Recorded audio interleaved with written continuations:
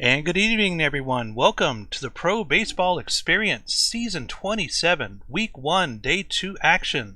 I'm your host, Legally Blind Gamer. I hope everybody's having a good day today. Joining me is, of course, my co-host for 8 seasons now, PBE Commissioner, Hummus God. How's it going, Hummus God? I'm doing great. I'm going to pretend like I didn't see that prediction come through. I'm kind of mad at myself for seeing it. Someone should have told me to not look. Uh-oh. But I do have my last IPA, a Cigar City Highlight, in front of me. So maybe if I take a few more sips, I could forget the prediction that popped up. All right. Well, Hoppy75, thank you very much for the Tier 1 subscription. We really appreciate it. Also joining me, I think for the first time on my stream here, is former Kansas City Hepcats co-GM, Leatherneck Mike. How's it going, Leatherneck Mike? Hey, how's it going, LBG? Good to join you here tonight. Excellent. Well, we've got a bunch of great games tonight. We've got a primetime match here as well. Lots of action. And the way we're going to do this tonight, since we do have 3 guests, is we're going to do 3 innings each, and we're going to rotate through the featured matches and do alternating box scores as well. And that way everybody has a chance to do, first 3 innings, middle 3 innings, end of the game, that sort of thing. So before we get started on that, let me just take a look here at my schedule. It looks like we have a quick sim day to start us off on the 29th. So we're going to go ahead and get started with that, and then we'll move right into the Kansas City, Brew City's Bear games immediately afterwards. So let's go ahead and take a look at our first matches for today. And here we go. Box score number 1, we have the Death Valley Scorpions and the Boise Raptors. Raptors winning this one and going to 4-4 now on the season. Score, oh my goodness. What the... Wait. 8 runs in the 7th inning, 22-9 in this one. 22 runs, 14 hits. And 14 hits? You have 70 error. walks? Let's go down and take a look at this. Let's see here. Base on balls. Wait, how? Oh my God. 18 walks by Death Valley. We're going to go back up to the box score here in just a second, but let's take a look. What the heck is going on here? They used the starter, right? I sure hope so. I don't think they did. Someone forgot to tell DVS that spring training ended. That makes me worried now. I did not see anything about an update for DVS in the lineup card area. Boy, let's take a minute and research this, because this has me worried here. I just want to take a look at the DBS. Well, I mean, it would make sense you'd pull Morgan after 3, because Stephanie Morgan got absolutely destroyed. I mean, you give a bait earn in 3 and you're pretty much getting a heave ho, and everybody else was walking people like it was going out of style. Right? All right. So wait a minute. So I'm going in... that... The only Duncan in PBE that I can think of is Trevor Duncan. Yeah, that's their chat's already popping off. That's a position player pitching. That's why they got a 27 ERA. Okay. Hey, they recorded 2 outs. That's Trevor Duncan, ladies and gentlemen, getting the young hitter getting 2 outs and walking 4 guys. Okay, so better than Bentley. All right, so we're going to exit out of here real quick. We're going to go over here and take a look at the Scorpions. At their pitching here. So we have Sims, Farnworth, Ratatouille, and Morgan. That is correct. Okay, so the only thing that I can think of is look at their pitching here. Look how tired the entire pitching staff is. Well, that's also because they just went through the game. But well, that's true. I mean, that's true. But shoot. I mean, this is the dangers, and now from an analyst. Completely screwed for your next game, which is why the 4-man bullpen sucks. And I have no idea how people are going to do 3. I'm looking at you, San Antonio. There was somebody else, too. Somebody told me there was a second team with only 3. It's Sarasota, right? Sarasota, yeah. So, yeah. Okay, so I'm guessing that what ended up happening is that the starting pitchers were all so tired that they put in the reliever. Or not the reliever, a position player. I've seen this before a few seasons back, where there was a position player that ended up pitching to start the game because I think it was Vancouver or something like that a couple seasons ago. Wow. So I'm guessing that this is. I'm looking at. Here's Enoch. Okay, so I'm guessing this is correct, Enoch. Everything's good. It looked like the starting pitchers in the lineup were correct. So I'm just going to assume that this is just a blunder for not having 5. If you have a bench player, it automatically goes to the bench player. So instead of the starting pitcher. Okay. Okay. All right. Well, in that case, then Boise wins this one 22-9 over the Death Valley Scorpions. 14 hits for both teams. Taking a look at our batting here, 6 walks for Westfall, 7 RBIs for Toot Bland. Probably player of the game. Probably player of the game. Coming down here to pitching, Morgan taking their first ever loss and probably their only loss that they'll ever have in their entire career. And then all 5 Wait, of our... what? What are you talking about? Was it Morgan that was the position player pitching? No. It was Duncan. No. Trevor Duncan. Trevor Duncan. Oh, okay, I see. No, it was their last one. No. Oh, that's where... Morgan's an S22 starter. Shout out to the greatest pitching class of all time. Okay. Well, that got my heart rate up. Thank goodness. Thank goodness that was my error. I'm sorry about that. All right, so here are your pitchers, and Toot Bland is your player of the game. Bridget Westfall ties the Boise regular season game record for bases on balls with 4. Bridget Westfall ties the Legends regular season game record for bases on balls with 5. Tommy Caruso ties the Boise regular season game record for runs with 4. Bridget Westfall sets the Legends regular season game record for bases on balls with 6. So I don't think that's a record. Which, and correct me if I'm wrong, isn't in the game, the Champions is the one we added, and the Legends has all the old records, right? So that's a PBE record. Yeah. So that's a PBE record. It is because it declares everything everything before it. You're the right. Legends. You're right because I looked at the index earlier, and that's exactly what I saw there. So yeah. So congratulations. I mean, hey, you know what? Toot Bland, great game. I would have said Bridget Westfall should have been your player of the game because you drew 6 walks. I mean, come on now. That's incredible. All right, let me see here. I got to turn history, guys. I got to. You guys all witness history. All 52 of you. Thank you for joining. Mic down just a hair on here. There we go. Turn it down to 87. We'll try that next. All right, so there's game number 1. We're gonna go back now and let Hummus grab the Apex Crabs. Not as cool. Crabs upending the Apex 9. Oh well, Crabs getting their first win is cool. Congratulations. Looks like it all happened in the 7th and 8th. Probably Bentley pitching. We will check that. We'll check that. There's your batting. Shout out to the Crabs getting their first win. There's your pitching. Showing no hands actually. Gave up. Actually, it was the combo of Blow Lanos and Tro and no hands. Jimbo Slice, though, player of the game. We'll go check his stats real fast. Damn, in a losing effort too. Sorry, Jimbo. 3 for 4 with a run scored and a ribby. So nice game for our co-GM. And this Sarasota and Buffalo. We're going to alternate, aren't we? Yep, it's yours. All right. Sarasota and Buffalo. Surge still struggling. 3-5 win for Sarasota. Holding the fart, your standout guy with a stick for Sarasota. Probably going to be one of their only standouts the whole year long. Poe and Gonzalez, 2 hits for Buffalo. Hunter Havoc got the start for the Surge, 4 innings for earned, a 5.40 ERA. Now in his year, he's 1-1. Sarasota got another good start from Galvin. Tim Galvin, 7 innings, 1 earned. Player of the game is him, Mr. Tim Galvin. And that takes us to game number 4, the Demons and the Voyagers. And Voyagers getting their 5th win of the season now with a score of 5-2, 12 hits to 5. Here is your batting. Several multi-hit games over there on the New York side. Shu with 2 RBIs. Here are your pitchers. Urquidez Garcia, the loss. Sievart, the win. Choate, the save. And Reginald Sievart is your player of the game. Aviators beating the Stars 4-3. Looks like that last run came in the bottom of the 8th. There's your batting. And it was Dan Halen. So nice game for him. Looking for an early player of the game. Don't really see it.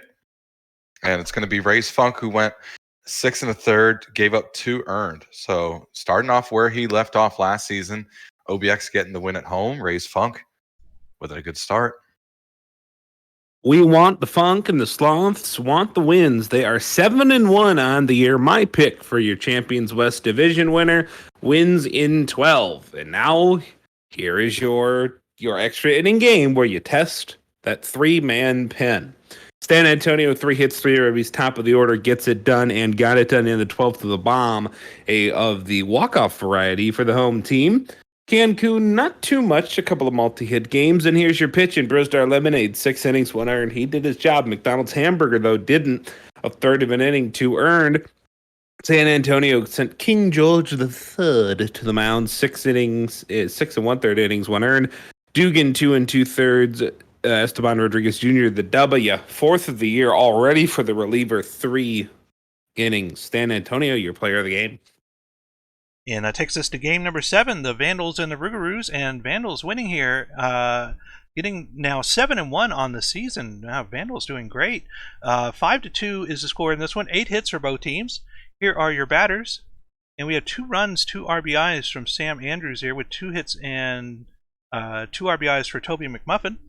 On the pitching end, DeFerrari takes the loss, Tossin the win, Leong the save, and Todd Hafner, former Dynamo, is your player of the game.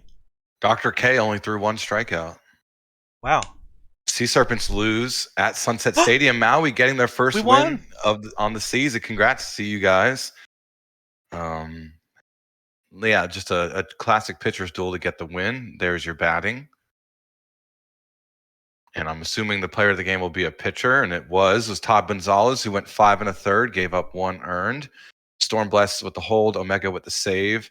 And yeah, Todd Gonzalez is your player of the game. Nice win for the Maui Makos. Everybody getting their first win on the same day.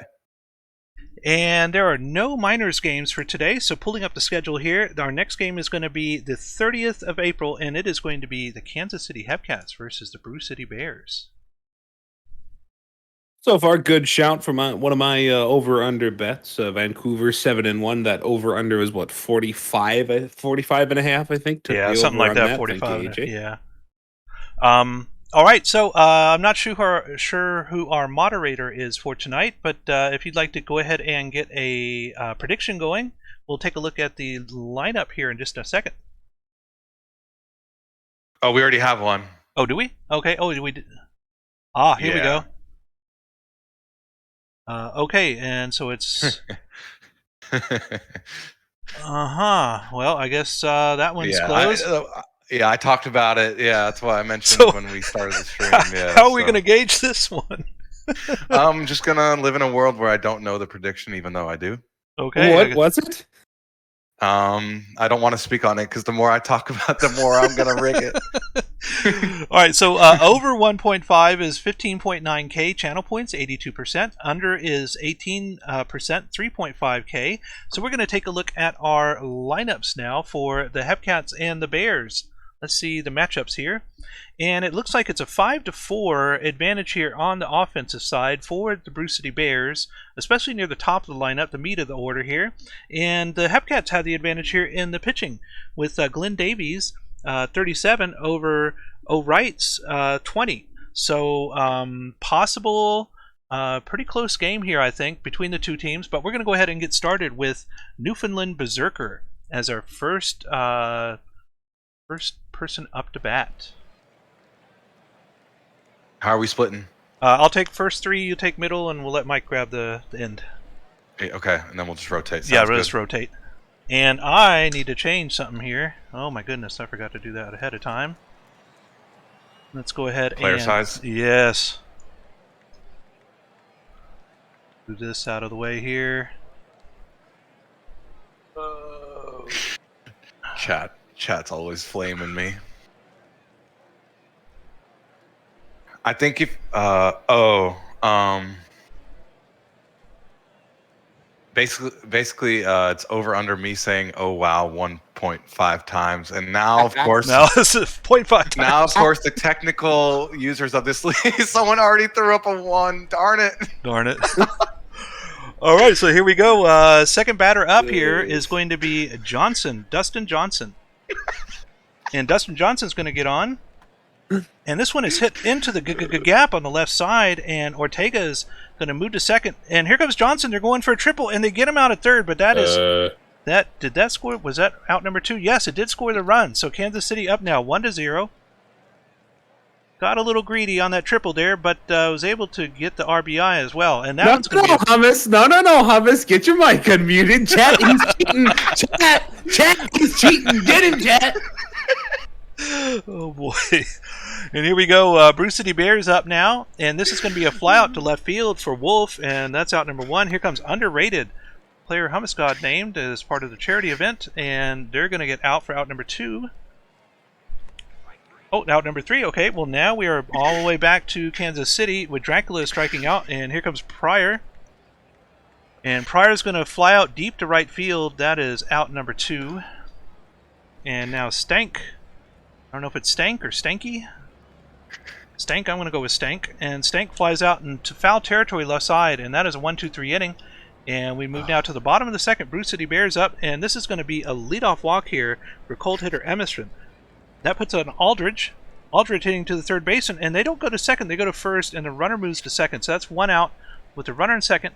And this is going to be a fly out to right field for Regan, and that'll bring up Lux. Lux, a runner at third with 2 outs. Lux, and this one is hit over the left fielder's head, and that's going to score a run. And that's going to be an RBI double for Lux as they tie the game up 1-1. Doe Jr. hitting to second base, and that is out, leaving the runner stranded at third. We're going to move on now to the third inning. Tied 1-1 now. Here comes Kansas City again. Stargasm, Jet Stargasm, is going to flat to deep center field, and that is out number 1. Minion will strike out looking, and that brings us to the top of the order again, Berserker. And this will be a fly out to center field again. Another 1-2-3 inning, still 1-1. Bottom of the third we go, Bruce City Bears. This one to the second baseman, and McNasty is thrown out, and back to the top of the order is Wolf. Wolf will take a walk, and now underrated comes up, 1 on, 1 out. And Wolf going for second, I think they got him. They're like, no, they didn't. He's safe. And we're going to walk here. Now we have 2 on, no outs for Stevie Steve. Oh, 1 out, excuse me. 2 on, 1 out for Stevie Steve, and Stevie will strike out. That'll bring up Emerson.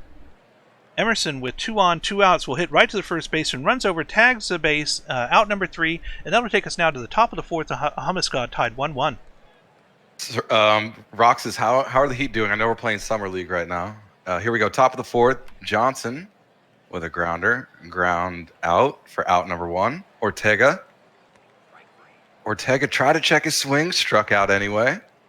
And another grounder to third base. This time it was Murphy the third, and that will be the third out of the top of the fourth. Aldridge from Bruce City with a fly out for out number 1. Reagan, lefty Reagan. Out number 2, grounds out to short. And Lux, oh, what a grab from the center fielder. That was Pryor. That was out number 3. We'll go top of the 5th. They're giving oops in the chat for me not saying it. Saying close. Oh, that's hit hard in center, but that's going to be a line out by Pryor. Stank. Oh, and a passed ball. Or a wild pitch, excuse me. Stank struck out looking. That pitch was down the middle. Stargasm struck out swinging.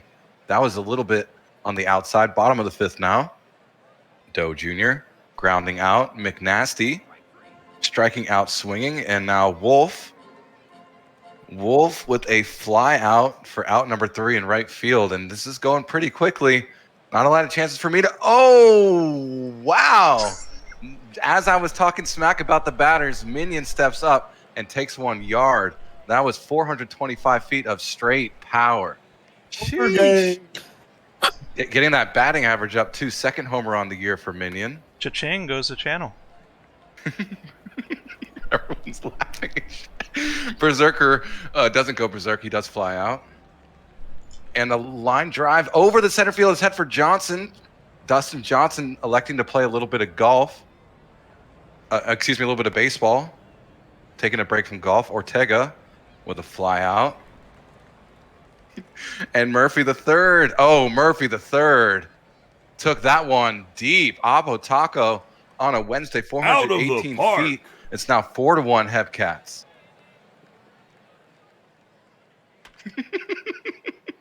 Dracula with a fly ball and a fly out to end the top of the six. So go bottom of the six now. Underrated. Ground out. Stevie Steve now. Striking out, swinging. Davies bringing the heat with that 98 to 100 velo. And Emerson drawing a walk on a 3-0 count. And a grounder. And they get him out at second. Fielder's choice will go top of the seventh, 4-1 ball game. Hepcats up. And we got Leatherneck Mike now with us. ACH beating BCB. Been kind of a thing in the short history of the Bears and the Hepcats. Aaron Pryor's going to get on first base at infield single. 3-2 to Bob Stank is going to strike him out. Justin Jett on the mound. He's going to balk. Thomas, what do you have to say to a balk? Oh, wow. Oh, wow. 3. Jet Stargasm single up the middle over the shortstop. First and third for Minion. The 0-1 to Jacob Minion is lofted over the shortstop. 40 out. Like a lot more than a little pop fly. Here's the Berserker, Newfoundland Berserker, who grounds out to end the top of the seventh. Stretch time, and now it's Big Sexy. Lefty Reagan grounds out. Here's Lux, going to ground out to the exact same place. And the Newfoundland Berserker has foundland himself now 3 outs. Go say he found himself 2, now he's found 3. And now the Hepcats are going to find themselves with Johnson, Ortega, and Murphy. Here's Dustin Johnson. Who grounds out to short. Now here's Ortega. Nigel Ortega, 3-2. Ortega's going to walk on down to first base. And now Diamond Arms defeats Kenton Murphy the third. And that's a base hit back up the middle. That is first and second for KCH. With Dracula up 2-2. Count Dracula. Count him out. It's Aaron Pryor, 3-1. That's a walk by Arms. Here's Stanky. 0 for 3 on the day. Stanky into left field. This is back carrying right into the glove. So it's 4-1 KC. Let's go bottom 8. And Connor McNasty pumps out towards short. And here's Wolf. The 1-0 to WR Wolf. That is going to be caught at third base. Had to back up a little bit. Did Minion, the rookie. Here's the 3-1 to Underrated. That's going to get a quick out. And Big Sexy's got himself through too. KCH trying to add some insurance. Jet Stargasm grounds out to second. A really busy Berserker there at second. I'm sorry, at KCH's batting, it's a busy Reagan at second. Ground out to first base for Minion, and now a fly out to right for the Berserker. And let's go bottom 9. They're going to leave Big Sexy out to try and finish his game. Up 3 runs. Stevie Steve pushes this through the left side of the infield. Here's the 0-2 to Emerson. Emerson. Thought it said Marcus Erickson for a second there. Got my mind on racing. Here's Aldridge. Grounds to do a double play to end the ball game. 4-1 final score. KCH going to go to 4-5 on the year. Pair hits for Jensen and Murphy. They didn't have to do a lot, but when you get good pitching, you don't have to do a lot. Only 2 hits for BCB. Davies and Sexy locked it down, 1 hit each. Hangs to the right. 6 innings for earned player of the game, Glenn Davies. That's going to be a strength of Kansas City this year. A lot of really good veteran pitching on that team. Right. And that'll take us to our next game, the Dillos and the Swifties. And the Swifties win this one, go to 6-3 on the season with a score of 2-1, 7 hits each. Very low-scoring pitcher game here. Here are your batters. And a couple of multi-hit games for both teams here. Moving down to the pitchers, Dog takes the loss, Bolt Jr. taking the win, and T2 the save. Player of the game is Jim Dog. Dog, 7.2 innings pitched, 0 earned runs, 5 strikeouts, 86 pitches. Bro, what's up with LGM making goated pitchers? Anyways, Right. Dallas Dynamo's winning 14-5 against California. That's a big win. So there's your batting. A lot of it's going to be the Dallas side. Everybody getting on base. Yep, Damson did get that walk, or Damson, depending on how you like to pronounce it. There's your pitching. Riddle McGee is your player of the game. Riddle McGee ties the Dallas record, game record for hits with 5. We'll go check out Riddle McGee's stats. Riddle went 5 for 5, 4 runs scored, 1 ribby. All over the base paths tonight was Riddle McGee. So congrats to Dallas. Big win. 7-2 now are the Flamingos. They take down the Lemurs. Louisville struggling early. 8-2 win for the Florida Flamingos. How about that? You move to Florida just as your young core improves, and you're going to play pretty good baseball. 10 hits, 8 RBIs as a unit. For Florida, they also walked 5 times. 5 hits, 2 RBIs as a unit. For Louisville, they walked only once. Let's take a look at the pitching. Todoroki, 7 innings, 2 earned. Chinapi, 2 1/3, 7 earned. There's your starters. Pet Arms, Fujisaki, Lamar, and Bonita for Louisville. Grigsby for Florida. Player of the game, Yuppers for the Flamingos. And that takes us to our... Oh, go ahead. No, that's you. That's you. I'm chilling. Okay, no worries. Kingpins and the Wheelers here. Kingpins getting their 7th win now already. 7-2 on the season with a 9-4 win. They got 3. Who is this? Wheelers got 3 in the bottom 9th, but just not anywhere near enough. 14 hits to 12 in this one. Taking a look at our batting. 3 RBIs for Lane over there on the Chicago side. Pitching. Ingerbell takes the win. Ragnarok takes the loss, and Ingerbell is your player of the game. Ingerbell, 5.2 innings pitched, 1 earned run, 5 strikeouts, 95 pitches. And that finishes us off for the majors. We're going to move on now to the minors. That takes us to the majors now.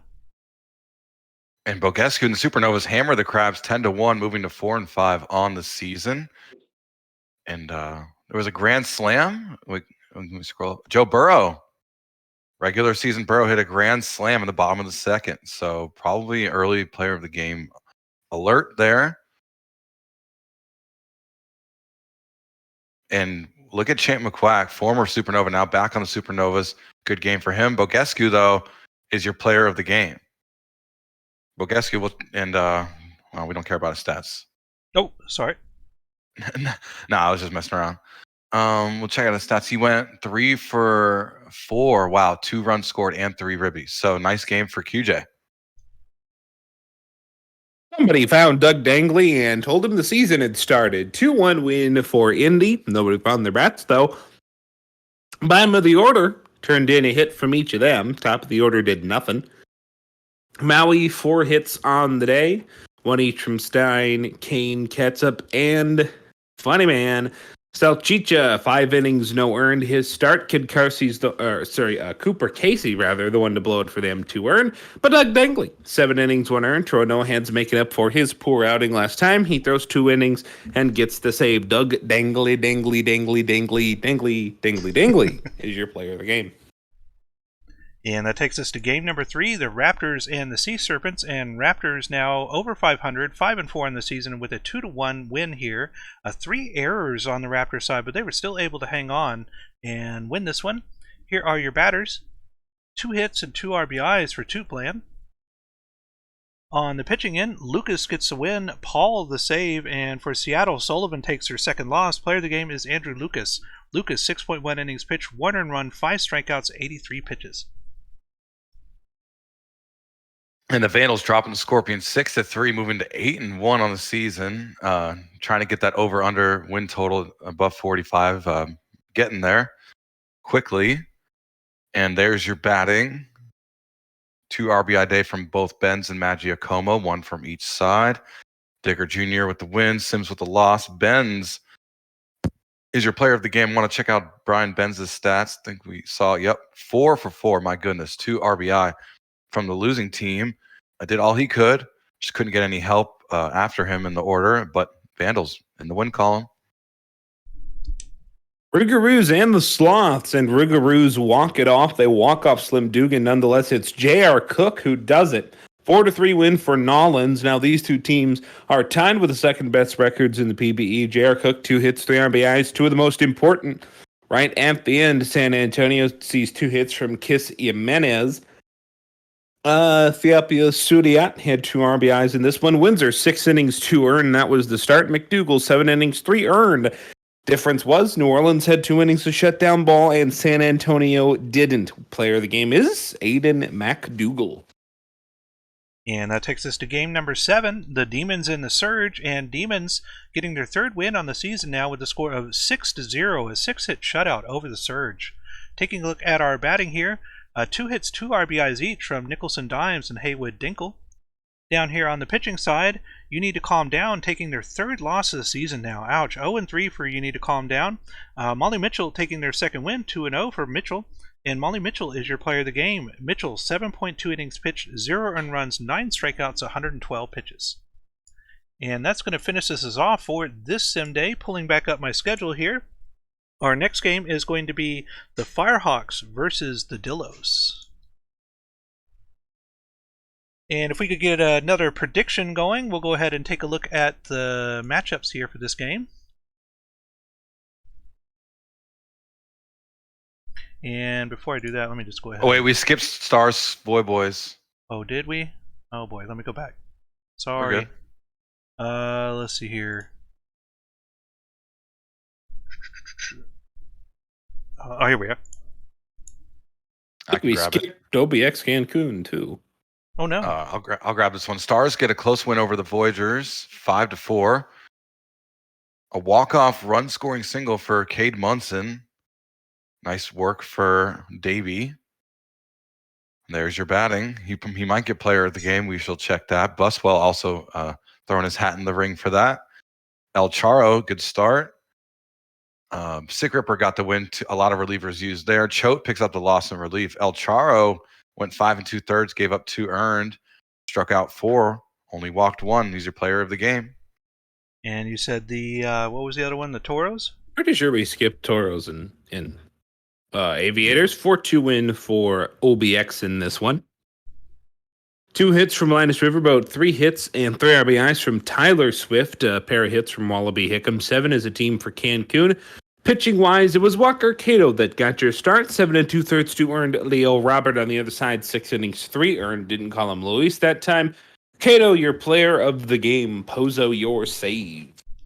Sorry about that, chat. All right, so we're going to move on now to the 1st of May. And again, we had the Firehawks and the Dillos. So we'll go ahead and pull up the matchups here on that one. So prediction is over. Prediction is live. It's errors over under 1.5. We call them fumble bumbles around here. Don't judge us. We created our own baseball language. It's only you that calls them that. All right, so everybody get your bets in right now. We have 5.1K for over at 78%. It moved up to 2.4K for There under. we go. 70-30. Over has the lead here. About another 30 seconds left on the predictions if you want to get the bet in. And moving up to 7.7. All right, so there we go. 7.7K over 1.5 at 75%, under 1.5, 25%, 2.5K, so just over 10,000 channel points in this one. And we're going to have here in the lineups, it looks like a 7-2 advantage for the Dillos in the batting department. The Joey Slaseco and Ignacio Encarnacion are going to be your 2 batters for the Firehawks. And the Firehawks have the advantage here in the pitching with Josh Maxson versus Harley Fank. So we're going to get started here with Hummus God. Joey Slaseco is going to, Jose Slaseco is going to be our leadoff batter. Here we go. I'm grabbing these first 3 innings. Slaseco steps up to the home plate. The lefty hitting 371. Good contact there in deep center, but looks like it's going to be caught for the first out. Encarnacion. A nice little dribbler to second. Got the speed. Not even a throw attempted, so it's an infield single. Dotson lifts one in center for the second out of the inning. Stern. And he's breaking for second. Encarnacion in there safely. Runner in scoring position. Another dribbler to short. That's going to be a base hit. So runner 90 feet from home plate. Oh, a nice sliding grab in left by Hawkins of the Dillos. Now we'll check out the Dillos batters. Bottom of the first. Here we go.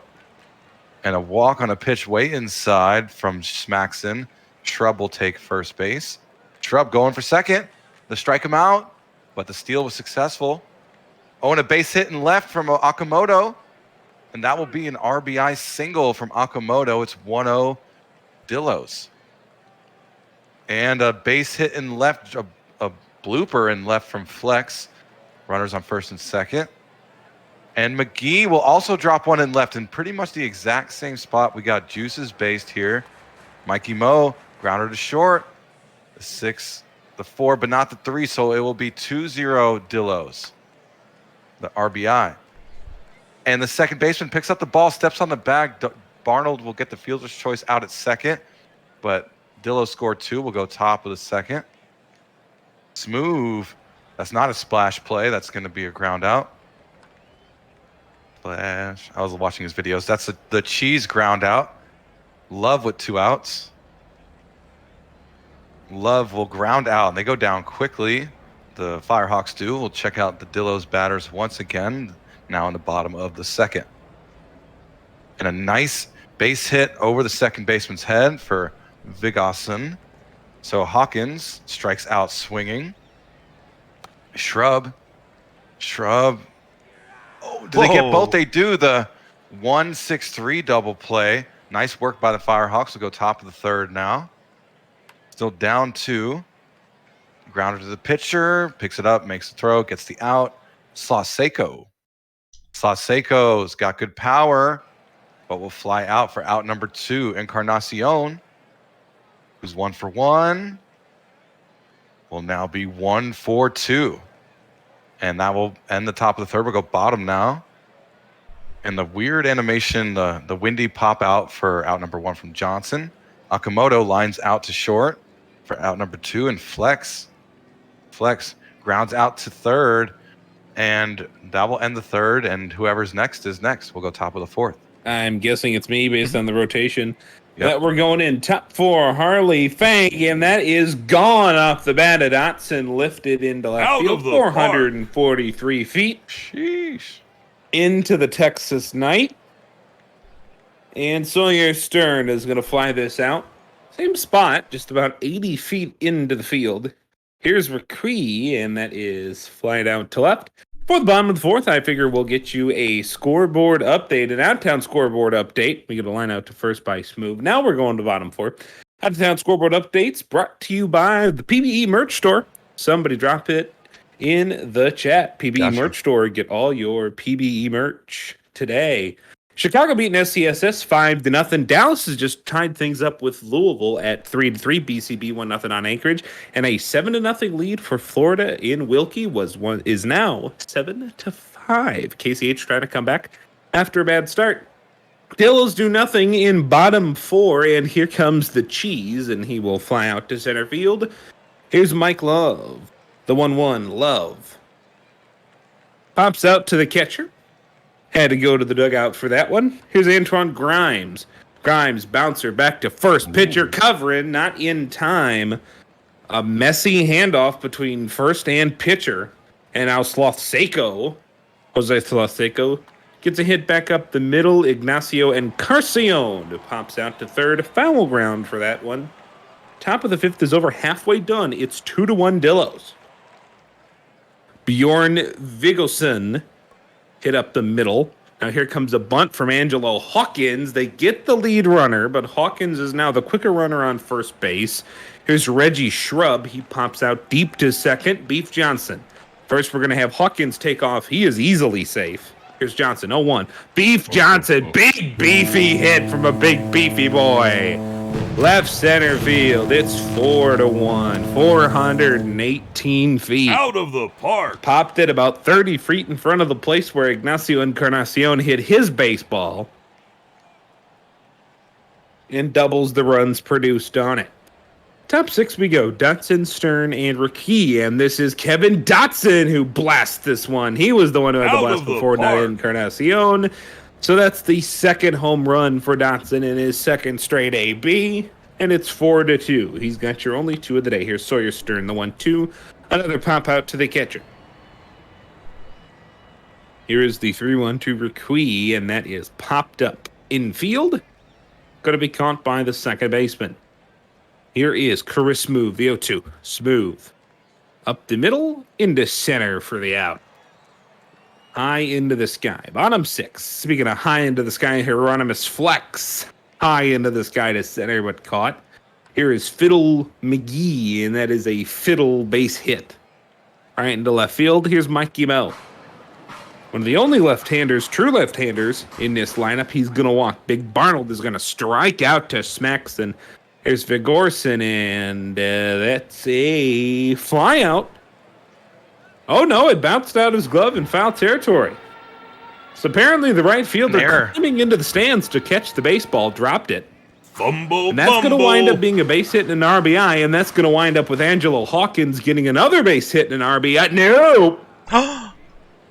Nope. Antoine Grimes Jr. said, this is right in front of me. I'm just going to sling this onto home with superhuman arm strength and get him out anyway.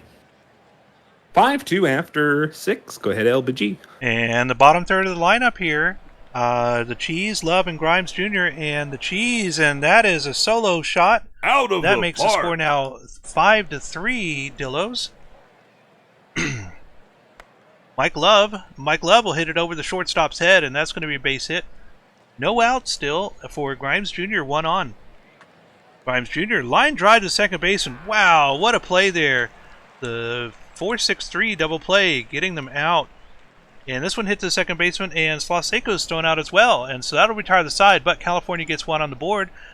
7th inning stretch time we go now. Dillos, and that's going to be the first out for Shrub. Johnson up now. Johnson, and the second baseman goes way out into the outfield to make that catch, and we'll get a pitching change here. Branson coming in, Thaddeus Branson. And that's going to be a fly out to the infield, left side, and that'll retire the side. And we now move to the 8th inning. California Firehawks now. And that's going to be a fly out to center field for out number 1 for Encarnacion. Hot hitter Dotson. Dotson will take a walk here, and now cleanup hitter Stern. 1 on, 1 out. Stern will strike out, and that brings up Ricoy. And Ricoy strikes out as well, leaving a runner stranded. Now we move to the bottom of the 8th. Still up by 2 are the Dillos. And a towering short towards right field, but that one will be caught. Out number 1 for McGee. And Mikey Moe coming up. Mikey Moe striking out. Oh, that was McGee. And now Mikey Moe. Here we go. And they'll get him out as well. And that'll take us now to the 9th inning. Down by 2. California needs to get something going here. And Smooth strikes out. That'll bring up the Cheese with 1 out. The Cheese strikes out as well. And now finally Love. Itchy Nose trying to get them out of the inning here. And that'll do it as, here we go, as the Dillos win this one with a score of 5-3 over the Firehawks. 9 hits to 8. Here's a look here at your batting. We have 2 runs, 2 hits, 2 RBIs, and a walk for Dotson. 3 for 3 for Vigorson. And here are your pitchers. Josh Maxson getting their 2nd loss. Harley Fank, their 1st win. And Itchy Nose, their 1st save. Player of the game is Kevin Dotson. I lost my bet. I'm feeling sad. Flamingos fall short at Kansas City 10-9. Wow. Whoa. Did not. I looked at the left side, the little box with the writing. Right. Then I looked at the actual scoreboard. Ortega hit a walk-off run-scoring single in the bottom of the 16th. LBG, have we ever done a game that went 16 innings? I think we've done like 14, but I've never done 16. Yeah, I don't think we've ever done 16. Ortega, wow. Big win for the Hepcats to move back to 500. I know the former co-GM is here with us tonight. 23 hits to 18. Everybody gets a hit. It's like an episode of Oprah. Wow. 8 at-bats for a lot of players in this game. 5 RBI for Ortega, who got the walk-off, so probably your player of the game. Oh, my goodness. Can we get another position player pitching? Oh, my God. Right? I think the minors are different because you guys stack your bullpens because there's no budget. Yeah, I was going to say, we don't have a position player pitching alert. No. Yeah, we don't. Is O'Reilly a starter for us? I don't think so. We may have had a starter pitch, but I'm not sure. But Ortega does get player of the game with those 5 ribbies and the walk-off to match the effort. Bottom of the 16th. Wow. Big win. You get them any way you can, right? Mm-hmm. Kingpins will take this one over the Swifties. They're now 8-2 on the year, 6 runs for them. 2 hits from Chovy, Justice, and Shumi Hilkenvettel. Cleary also had 2 hits, 3-hit game from, I believe that's Noah Johns, is it? Yeah, Noah Is Johns. it our old friend Noah Johns? Brandonson, 1 2/3, 5 runs, 3 earned. Mitch the T-Rex used his short arms to come up with a small ERA. 7 1/3, 1 earned. Mitch the T-Rex, your player of the game. I saw what you did there. And that takes us now to our next game, the Dynamos and the Lemurs. And my Dynamos finally get above 500 here. Oh, at 500, excuse me. 5-5 on the season now. The score of 4-3, 7 hits to 9. Taking a look at our batting. Almost every Dynamo got a hit here. 3 RBIs on the other side for O'Sullivan. Here are your pitchers. Miller taking the win. Ranto Moon the save. And Roxas, their second loss. Player of the game is Jenkins Miller. Miller, 5.1 innings pitched, 3 earned runs, 2 strikeouts, 80 pitches. Anchorage beating Brew City 4-1, moving to 6-4 on the season. Check out the batting for you to see. Looking for any pogs. Don't really see any besides Krapokrasov. We've got 2 ribbies. Area gets the win. Kozak with the loss. And Acho with the save. And Area went 6 1/3, gave up 1 earned as your player of the game. I believe that was just a brand new waiver signing just in the past day or two. So Wow. congratulations. And we watched that one. So now we're going to move on to the majors. Athena is in your area, and Buffalo is also surging in your area. They have their second win of the year, 3-1. Whoever puts out that APB for the Louisville Lemurs, can you put out one for the Detroit Demons, please? And thank you. What is going on with Detroit? They're 3-7 to start the year. First 10 games are already done. Buffalo, 3 hits from Cesar Suave. Bjorn Svanberg, 2 hits. Ben Stackenpaper, a couple of hits. Danny B, a couple of hits for Detroit. Other than that, a whole lot of nothing. Ricky Vaughn, 6 innings, 2 earned. His best start of the year, though. He's still 0-3. Rolo, 6 innings and 1 earned. Player of the game, Jack Rolo. Demon's Lair looking like hell for Detroit. And that takes us to our next majors game, the Apex and the Makos. And Apex now 6-4 on the season with a 5-hit shutout over the Makos here. 14 hits, 7 runs for Indianapolis. Taking a look at our batting, 4 players with 2 hits, 1 with 3. Wonder Franco with 3 hits, 2 runs. Wow. On the Maui side, oh no, Michael Nightrider takes her second loss of the season. Over on the other side, Shifty Lagoose gets her second win. And player of the game is Shifty Lagoose. Lagoose. Shifty Lagod, more like. Right. 6.1 innings pitched, 0 earned runs, 5 strikeouts, 98 pitches. Boise beating Seattle 7-2, moving to 6-4 over there in the Legends Conference. Looking like Orem, early player of the game alert, 4 ribbies by himself. And there's your batting for you to look at. Hopefully your player did well. I know Babs is here. He went 1 for 4. Hammersmith takes the loss. Zielman with the win. Riddle with 4th save already. Orem, as mentioned, is your player of the game.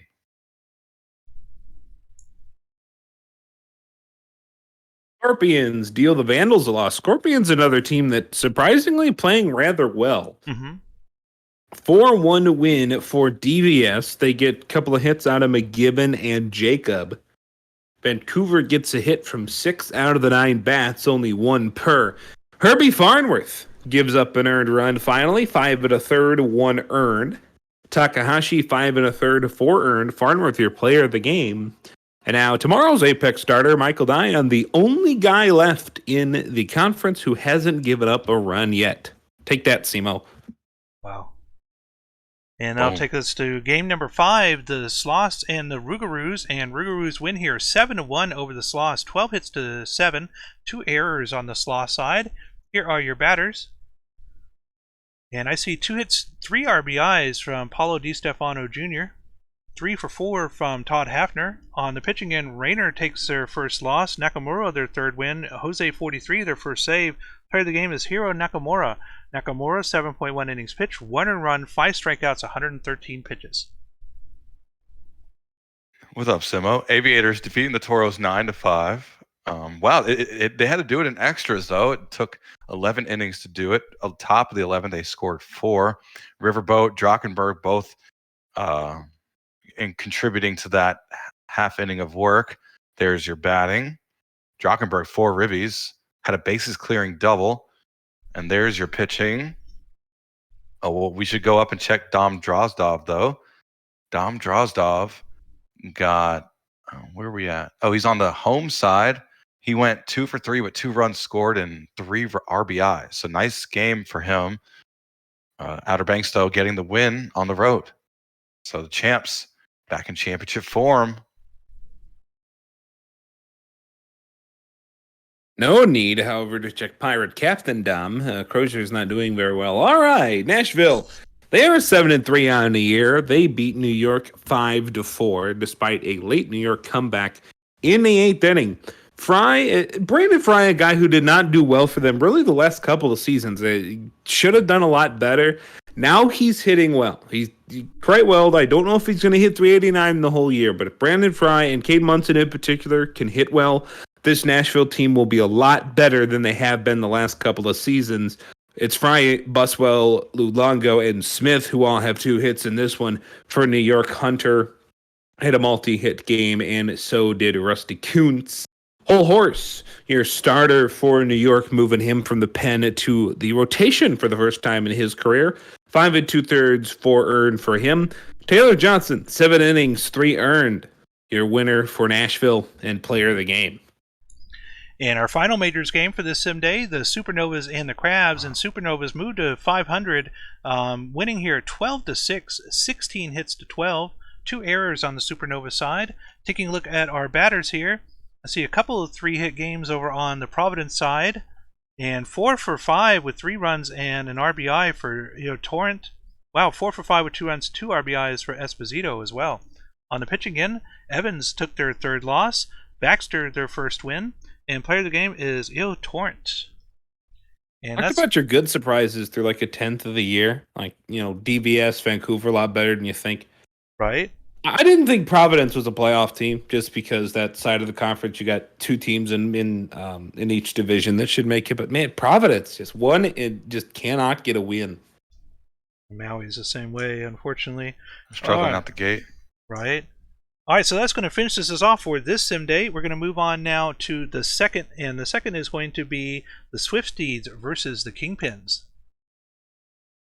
And if we can get a prediction going here, we'll take a look at our matchups.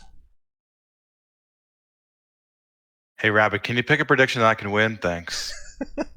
I couldn't bet on the first one. I chose to not because that would be messed up. Second one, I took a loss. So 0-1 so far. Courtesy of honestly, Rabbit. Hummus, honestly, you could have taken the over on that first prediction and then just been yourself, and it would have been fair. Right. Nobody would think it was rigged. No, I'm not trying to be the PBE's Pete Rose. All right. Betting on yourself. He's a Hall of Famer. Fight me. I agree, but he comes attached to a lot of controversy. A lot of money being spent so far, over $1 million already. Close to $1.5 million, thanks to you guys. Approaching $2 million now. I mean, I agree he's a Hall of Famer. I just, the rest of his life, all he could do is do paid appearances in Las Vegas. That's it. And make probably more money than he did in baseball, if we're honest about it. Of course. He charged like $250 for an autograph. And people It's like the equivalent of me making my own server, and that's the only server I'd be allowed into. Right. Like forever. That's not fun. I want to be in all of them. Can we do that? I know chat would love that. And it looks like ban hummus. Looks like our submissions are just about done. We got just a couple seconds left here if you want to get in a prediction bet. But right now we're at 38% for over 2.5 home runs and under at 62%. And while we're doing that, we got some stats and information provided by our lovely stats team, Rankles, on the case today. For the Swifties, it's He Hate Me Strikeout on the mound, a 1-0 record, a 1.76 ERA, and a 1.37 whip over the last 7. Zay Johnson coming into the streak tonight, 7-game hitting streak, batting over 600 in his last 5. So again, we're through about 10 games here. You bat 600 in your last 5. Good way to do your start your first 10th of the season. And the Swifties have come out swinging coming into tonight. They were the best team of the minors in OBP and OPS. Tied for hits with the team they're playing right now, Chicago, second in BA slugging and runs scored. So the Swifties, through that first about week and a half, were really hitting the baseball hard. Come back down to earth a little bit tonight so far, but we'll see what they do. Chicago side, it's Cameron Grimes. He is on the bump. He lost both of his first 2 starts, had a 9 ERA for the tall left-hander. Only 1.1 Ks per 9. The K per 9 is not really a big number here. In the minors especially, but still, only 1 strikeout per 9 is not good. You look to get the ball past more batters here. 2.5 whip comes along with that, by the way. Kingpins, first in batting average, first in slugging percentage, so everything the Swifties don't own, the Kingpin zone. And Shomi Hulkenvettel, their standout batter right now. On the season, he's swinging .419 with an 1189 OPS. But interesting, if you are State College against He Hate Me Strikeout, he's 1 for 6 in his career. So Shomi Hulkenvettel looking to get off the line quickly in this game against He Hate Me Strikeout. And here we go with James LeBlanc, and Leatherneck Mike's going to start us off with the first 3 innings.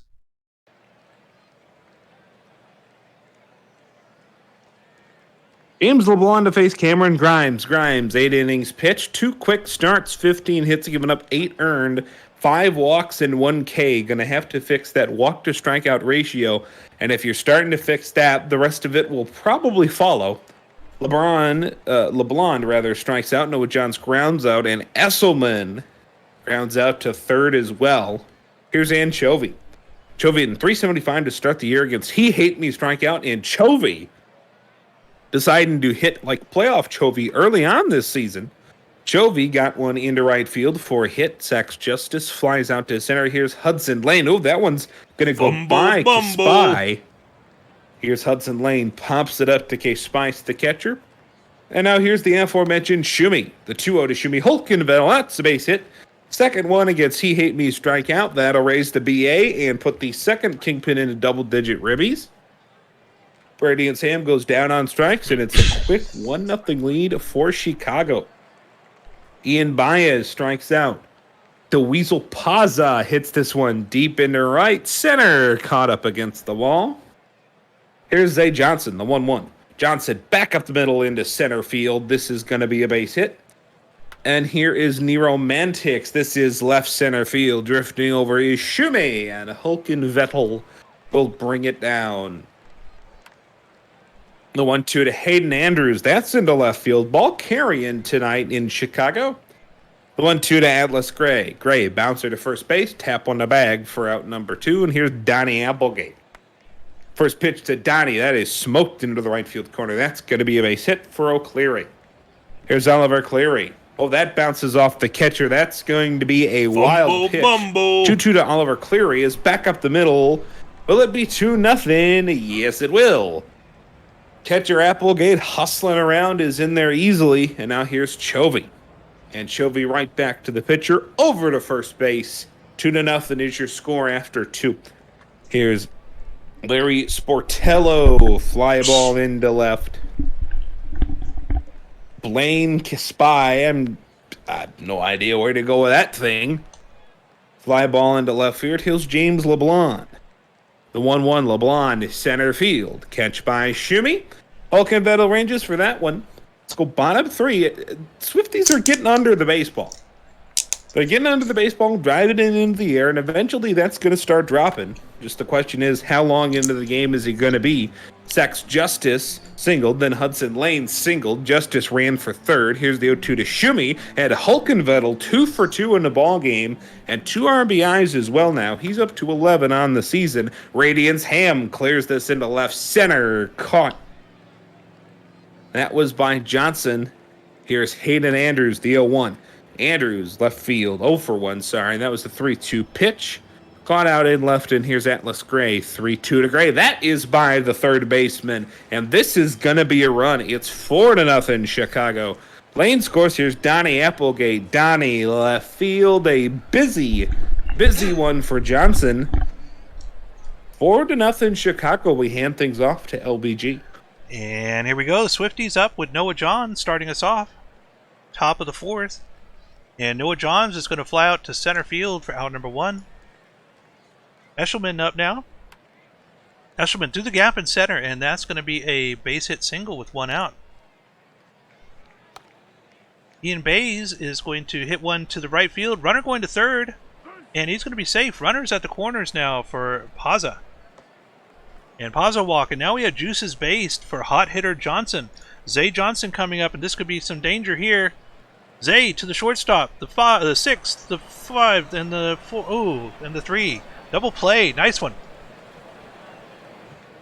And that'll retire the side as we now move to the bottom of the 4th. Chicago up now. Chicago scoring a run in every inning here so far, and that'll be out number 1. This is going to be an infield flyout. The catcher has that one, and Chovy is caught out, and here comes Sax Justice. Justice to the shortstop, throws across, makes the play. 1-2-3 inning, and they'll get out of that one as we now move to the top of the 5th. Swifties up, and Mantix hits to the third base and throws all the way across, makes the play for out number 1. Sportello to the shortstop, and that'll be out number 2. And now Caspace. Caspace down the right field line, that drops in front of the right fielder. He's able to save that from being a double there by getting behind it. And we'll get a strikeout looking here from LeBlond, and that'll retire the side, leaving the runner stranded at first. Halfway through the game now, Chicago up. The score is 4-0 still. And we're going to get a leadoff walk here from Lane, and that'll bring up hot hitter Holkenbettel. Holkenbettel way out in foul territory over near the dugout over on the right side, but makes a play, and that is out number 1. This one's going to be a fly out to center field, and Ham is out, and that'll bring up Andrews, Hayden Andrews. Andrews will take a walk, and now Atlas Gray. 2 on, 2 out. Atlas Gray, Tapper to the shortstop. Will he beat out the throw? And he does, and now we have juices based for Applegate. Applegate, towering shot towards right field, and that is out of here. A grand slam home run for the Chicago Kingpins as they now go up 8-0. Out of the park. And Chicago with the dominating lead now. We're going to have some Swifties get their butts in gear here to try and turn this around as they get out of that inning.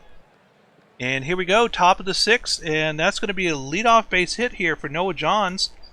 Eshelman, and this looks like it's going to be a flat to center field, and that is out number 1. Runner still at first for Bays. And they tried to pick out the runner first. Did they get him? They did. They picked out the runner at first. And Bays hits the shortstop, and that'll retire the side. They got the runner, and they got the batter, too. So that'll take us now to the bottom of the 6th inning. And Chicago's going to start off with a walk here from hot hitter Anchovy. That'll bring up Sax Justice. Justice will get walked, too, and oh boy, look what you made me do is in deep trouble here now. And that's in the gap right side. This could be a 2 RBI here. Runner going to second, and they stay. 2 runners in scoring position now for Holkenbettel. Holkenbettel, 2 runners in scoring position, and oh boy, here we go again. Radiance Ham this time. Juices based. Radiance Ham through the gap on the left side. Runners go. There goes 1, and Juices based still for Andrews as they get another run here. Is now 10-0. Pitching change. Trap Star coming in now. And they'll get the double play, and that will retire the side. No, they only got 2. Okay, so there was no outs. And now we have runners at the corners. And here we go, Applegate. Applegate, who had the grand slam earlier, is going to fly out to right field, and that will retire the side as we've now moved to the top of the 7th, 11-0 with Hummuscott. And here we go. Top of the 7th in a blowout. My Swifties can't even score. Pazza. Pop out to the infielder. They're the second baseman. Zay Johnson is on fire. Second baseman says, no, sir. That's Sax Justice. Mantix now, 2 outs. And Justice took care of all 3 outs that half inning. We'll go bottom of the 7th. Chicago. Strikeout for Cleary. Chovy with the grounder. Ground out. 2 outs for Justice. Justice will ground out as well. We'll go top of the 8th. And the Swifties are pretty much dead in the water unless they do something miraculous here. And that's a ground out for out number 1. Blank space. Blank space. Out number 2. There's a blank space on the box score for him. LeBlond with a strikeout for the out number 3 that they go down in order. We'll go Hudson Lane now, who will ground out. Holkenvettel will also ground out. We'll go Radiance Ham with 2 outs. Radiance Ham will pop out to the shortstop. So last chance for the Swifties to score at least 11 runs. Not looking likely. That doesn't help. That's a ground out for out number 1. Eshelman pops out for out number 2. Remember, the home run bet's 2.5. There's only 1, and that's it. The Kingpins win in very dominant fashion. The Swifties go down 11-0. Kingpins move to 9-2 on the season. I lose another Twitch prediction bet. That's fine. I'm pretty rich. I go to sleep on a bed of money every night. And the Kingpins, wow. Look at Lane, 2 for 4 with 3 runs scored. And, we didn't even mention Grimes going the distance, a complete game shutout, probably your player of the game. And he is. Cameron Grimes went the full distance, gave up no earned runs, 5 hits, only walked 1 batter. Hummus may sleep on a bed of money, but what he doesn't tell you is that he sleeps on a bed of pennies. You know, like Donald Duck, and he's diving into the gold coins, only Right. It's not that. It's just a coin that's supposed to be Scrooge bronze, McDuck. but actually isn't. Touche. I think this is me. Louisville defeats Dallas 14-2. 5 in the 8th, 3 in the 6th, 4 in the 3rd. So Louisville finally woke up. Must have been that all points bulletin. Multi-hit games from everybody except for McGee, Jaguar, and Bonds. Dallas only a 2-hit, a multi-hit day from Spencer and Potso. Redacted 4 innings, 6 earned. He'll want to be redacted after that start. Jeremiah Juckball 5 innings, 2 earned. And player of the game, Malumpo Sullivan. Andrew Myth tries the Lemur regular season game record. Those are words for runs with 4. And that takes us to our next game, the Flamingos and the Hepcats. And oh my goodness, another long one here. 14 innings with the walk-off. Count Dracula hit a walk-off run-scoring single against Mingo. So congratulations to the Hepcats, now going 6-5 on the season, over 500. Taking a look at our batting here, we have a 4 for 7 day from Brizzo. 4 for 6 with 2 runs for Ortega on the other side. 5 for 6 for Murphy Jr. On the pitching end, Baller Jr. taking the loss for Florida, and Patio Furniture getting the win for Kansas City. Player of the game is Yuppers. Kent Murphy the third ties the Kansas City regular season extra game record with hits with 5. I want to recount. Sorry. Here we go. Bears rally for a 4-2 win on the road against Anchorage, moving to 3-8. Trying to climb back to 500. We'll check out the batting. There's your batting. And there's your pitching. Woe Millis went 5 2/3, gave up 1 earned for Brew City. Got the no decision, but gets player of the game. So nice win for Brew City, back in the win column. And By the way, quick shout out to Kansas City and Florida for managing to play 2 games in the span of 3 worth of innings. 30 innings now in that series, and they've only played 2 games. California and the Dillos. California big 10th inning to win 10-7. 3 walks for Okamoto here. That'll be a good drive-in force in that 3rd spot. Mikey Mo, Big Barnold, Vigason, and Hawkins, bottom of the order, driving them home for the Dillos. But California is the one that came out on top, and that's what's going to happen when even your pinch hitter has 3 RBIs in that one. Grimes, 5 innings, 2 earned, 102 pitches. Took him a ways to get through those 5, but he got it done.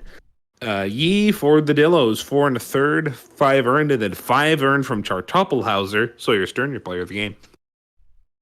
And that finishes us off with the minors. We're going to move on to the majors, and look at that, no majors games for today. So pulling up my schedule now, taking a look at the third, we do have a quick sim all day next. So we're going to go ahead and take care of those here. We do have a full set of majors games and minors too, and because I'm the one doing it here, we're going to go ahead and sim these out. And here we go, the Dallas Dynamos moving back to 500 after that loss the last game from the Lemurs.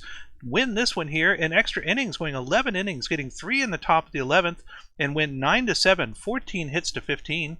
Taking a look at our batting here, several great games over here on the Dallas side. Spencer with 3 hits, McGee with 3 hits, multiple RBIs for multiple players. Moving down to the pitching. Oh, and look at this. Kay Faraday, who's my pick for MVP this season so far, is up to 8 steals now, getting 2 in this game alone. On the pitching end, we have Ranto Moon with the blown save, Huevos the win, Spruce Butter the save, and for Louisville, Crimps takes their first loss. Player of the game is Lump O'Sullivan. I'm sure LBG believes that that MVP is a fair prediction. Right? I get it. Something was done there. Is this me? Minion hitting 2 dingers against the Hepcats,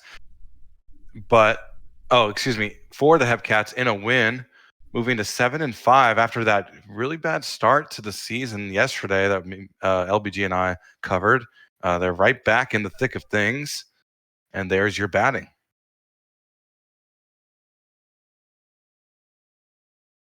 And there's your pitching. Minion, as mentioned, hit 2 home runs. We'll check out Minion's full stat line.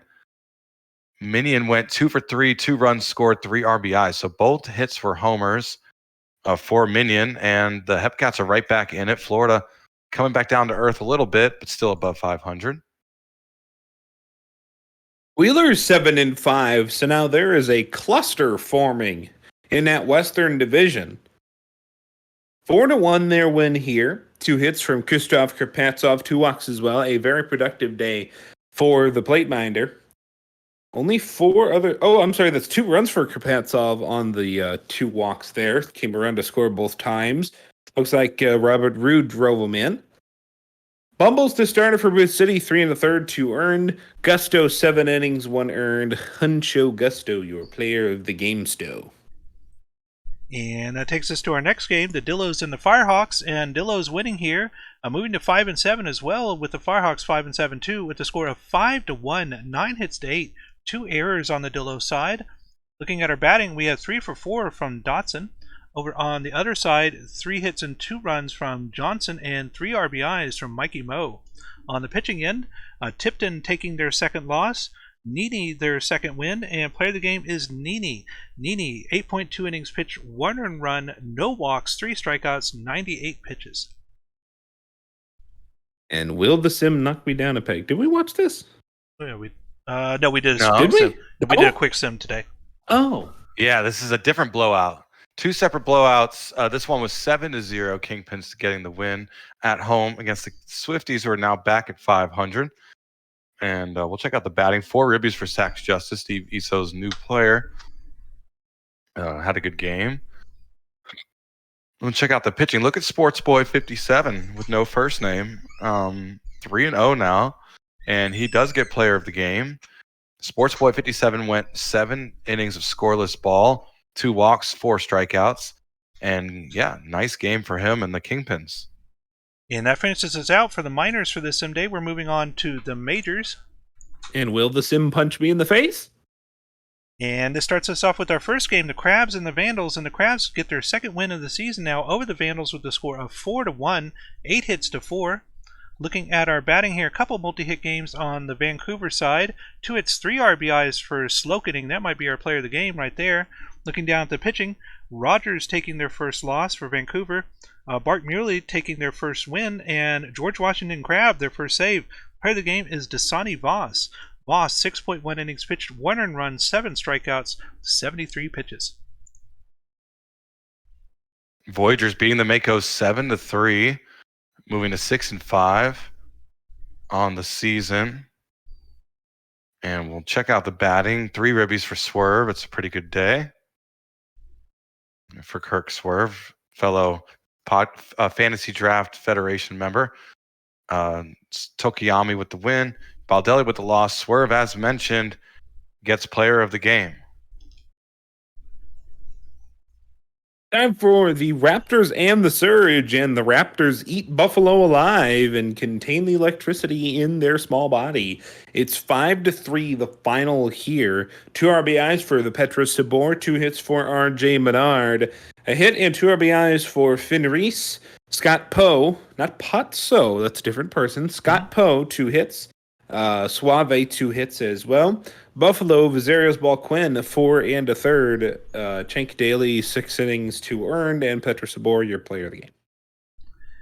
And that takes us to our 4th game, and that is going to be the Sloss and the Aviators. Aviators now 10-1 on the season, beating the Sloss 4-0, a 2-hit shutout. Taking a look at our batting here, multiple hits over there on the Outer Banks side, but 2 RBIs each from Latoris and Riverboat. On the pitching end, Greer takes their second loss for San Antonio. Ripspod gets their second win, and McDonald gets their first save. Play of the game is Justin Ripspod. Ripspod, 7.1 innings pitched, no earned runs, 12 strikeouts, only 1 walk, and 94 pitches. Stacking Paper powers the Demons to a 7-3 win, moving to 4 wins now on the season. 4 for 5. Wow. 2 runs scored, 2 ribbies for Ben Stacking Papers, having a great season there in the 2 slot. And Darren got the start, got the win. Maddox Jr. with the loss. Ben Stacking Paper is your player of the game, as mentioned. Great day at the plate for Ben Stacking Paper. Sarasota, they are above 500. 4-3, their win over DVS. Wow. Bogescu, 1 hit, 2 RBIs, 3 hits for Joey Burrow, and 3 plate appearances for him. Death Valley has 4 hits from Dylan Hodge, the Hepcat Hall of Famer. 4 for 4 on the day. That's your big hitter for DVS. Let's go down to the pitching. Remy Ratatouille, 6 innings flat, 4 earned. Bill the Hill, 5 and a third, 3 earned. Hodge is your player of the game. Joden with the save. Well, I definitely gave up runs, but we won the game, so who cares? Right. And that takes us now to the Apex and the Rougarous. And Apex now 7-4 with the win here. 9-6 is your score. 10 hits to 14. Looking at our batting here, a couple of nice games over here for New Orleans. 3 hits, 2 runs for Cook. 2 hits, 3 RBIs for Valor, and Hamed gets 2 hits, 2 RBIs as well. We look at that, 2 hits, 4 RBIs for Dustin Parmalee on the other side. On your pitching end, Mazeroski taking their first loss for New Orleans. Michael Dion taking their third win, 3-0 now for Dion. Austin Bentley gets their first hold, and Bolanos their second hold. Player of the game is Naz Hamed. All your war is mine. All you have to do is throw 4 pitches and get a hold. That's how we do it over here in Indy. Hey, that is the Dion special, okay? That's Stars that is besting the called. Toros in a pitcher's duel, 1-0. They all they had to do was score that 1 run in the bottom of the first and just hold the line the rest of the game, moving to 8-3. So we won't spend much time on the batting. Shout out to each team, not really doing much there. Karamochi gets the win. Benson with the loss. Law with the save. Karamochi went 8 scoreless innings, no earned. As I mentioned, 2 walks, 4 strikeouts, only 5 hits. That's your player of the game. Oh my goodness, Beebs. That's brutal. I mean, he's not wrong. All right. I didn't go to Indy to play baseball. I went there to win ball games. Hey. I don't think you can talk there, Mr. 0 for 3. All right, so that's going to finish us out for this sim day. Taking a look at our schedule now, we're moving on to the 4th of May, and that's going to be Boise and Buffalo for primetime number 3 this week. So we're going to go ahead and advance a day. You need to calm down, more like you need to play good baseball. And we'll wait for our predictions to get up, and then we'll take a look at our lineups.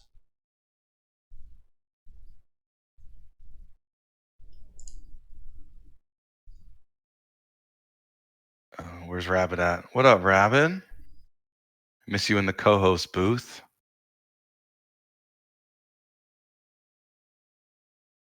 The day the PBE institutes a 3-batter rule is the day Bentley's out of a job. Okay, bet is live. All right, so we got Made me total runs scored in the 7th inning stretch. So over and under right now is 1.5. So do you think in the 7th inning stretch the Surge are going to score more than 2 runs? What? So past the 7th, I guess past the 7th inning stretch? No, it Is says that- in the wait. 7th inning stretch. Right, but I think he meant we could delete it. We can delete it. Well, Hold that on. doesn't make sense. Do you mean Like what does just that in the mean? bottom of the 7th, I guess, for the Surge. Oh, in when you're standing up and singing "Take Me Up to the Ball Game," does anybody score? Right. So over under right now 1.5. Do you think the Surge are going to score 1 run or 2 runs or even more or less? We'll find out here in just a minute. But taking a look I'm at not going to vote. I mean, I'm going to put all of my money on meant under in the because the 7th correct inning. answer is no. he meant in the 7th inning. Oh, in the 7th inning total, so not Okay. just the bottom of the 7th. Okay, well that makes more sense. All right, so Yeah, we probably want to delete and redo, but I don't think I can delete until the timer runs out. does it refund Let me the see. points when you delete? Yes. Okay. Of course.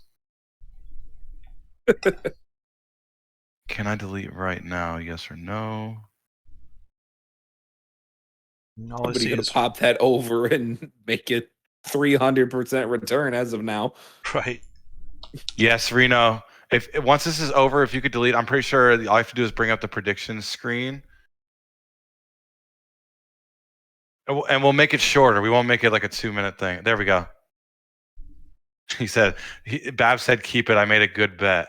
Hey, just because sometimes we gift money in this league doesn't mean we always gift money in this Right. league. All right, so while we wait on that to be rewritten here, we'll take a look at our matchups. And oh boy, Boise Raptors all the way down the line here. And it looks like we got a follow here. Let's take a look. Chillin' Pill is now following. Thank you very much, Chillin' Pill. Welcome to the PBE. And we're just waiting for our next prediction to go up here. I think Reno said he was going to put it up. Yeah, the battle of the old men in this one. RJ Menard for one side, Scott Nice. Poe on the other. And I heard that Scott Poe was using a walker out in left field. Is that true? Oh Does no, anybody confirm that? I have to take a look. I mean, he is very, very, very old. And I say that as an old person myself. I'm allowed to call other people old when I'm also old. I think I am older than him by 1 season. So And Yes, our poll has switched here now to total hits, and it's over under 19.5. And right now we have 87% for over, 13% for Wow. under, with about 19,000 channel points here total between the two of them. And I think this is game number 4. So it ended already. Okay, cool. Mhm. So we're going to go ahead and get started, and I'll be our first 3 innings here, starting off with Bridget Westfall. But before we do that, let's just make sure we do this. Sports Ghost, you're anchovy, aren't you? Just leave me alone. You know, Hummus, Danny B's demigod Brock Holt may have thrown the slowest pitch ever recorded in the Major League Baseball, but I think you've got the slowest one ever here in a PBE with your old-looking arm. It's barely attached to my body. So yeah, you're right. All right, so we're going to get started now with Bridget Westfall as our first batter for Boise. Am I taking the first 3? No, I think, is this game 3 or 4? This is 4, so This it's is- LBG. Yep. Yeah. All right, so Westfall hitting to the second baseman, and that'll be out number 1. Hot hitter Andrew Oram. Shortstop going into the grass there to grab that one for out number 2. Hot hitter Tuplan.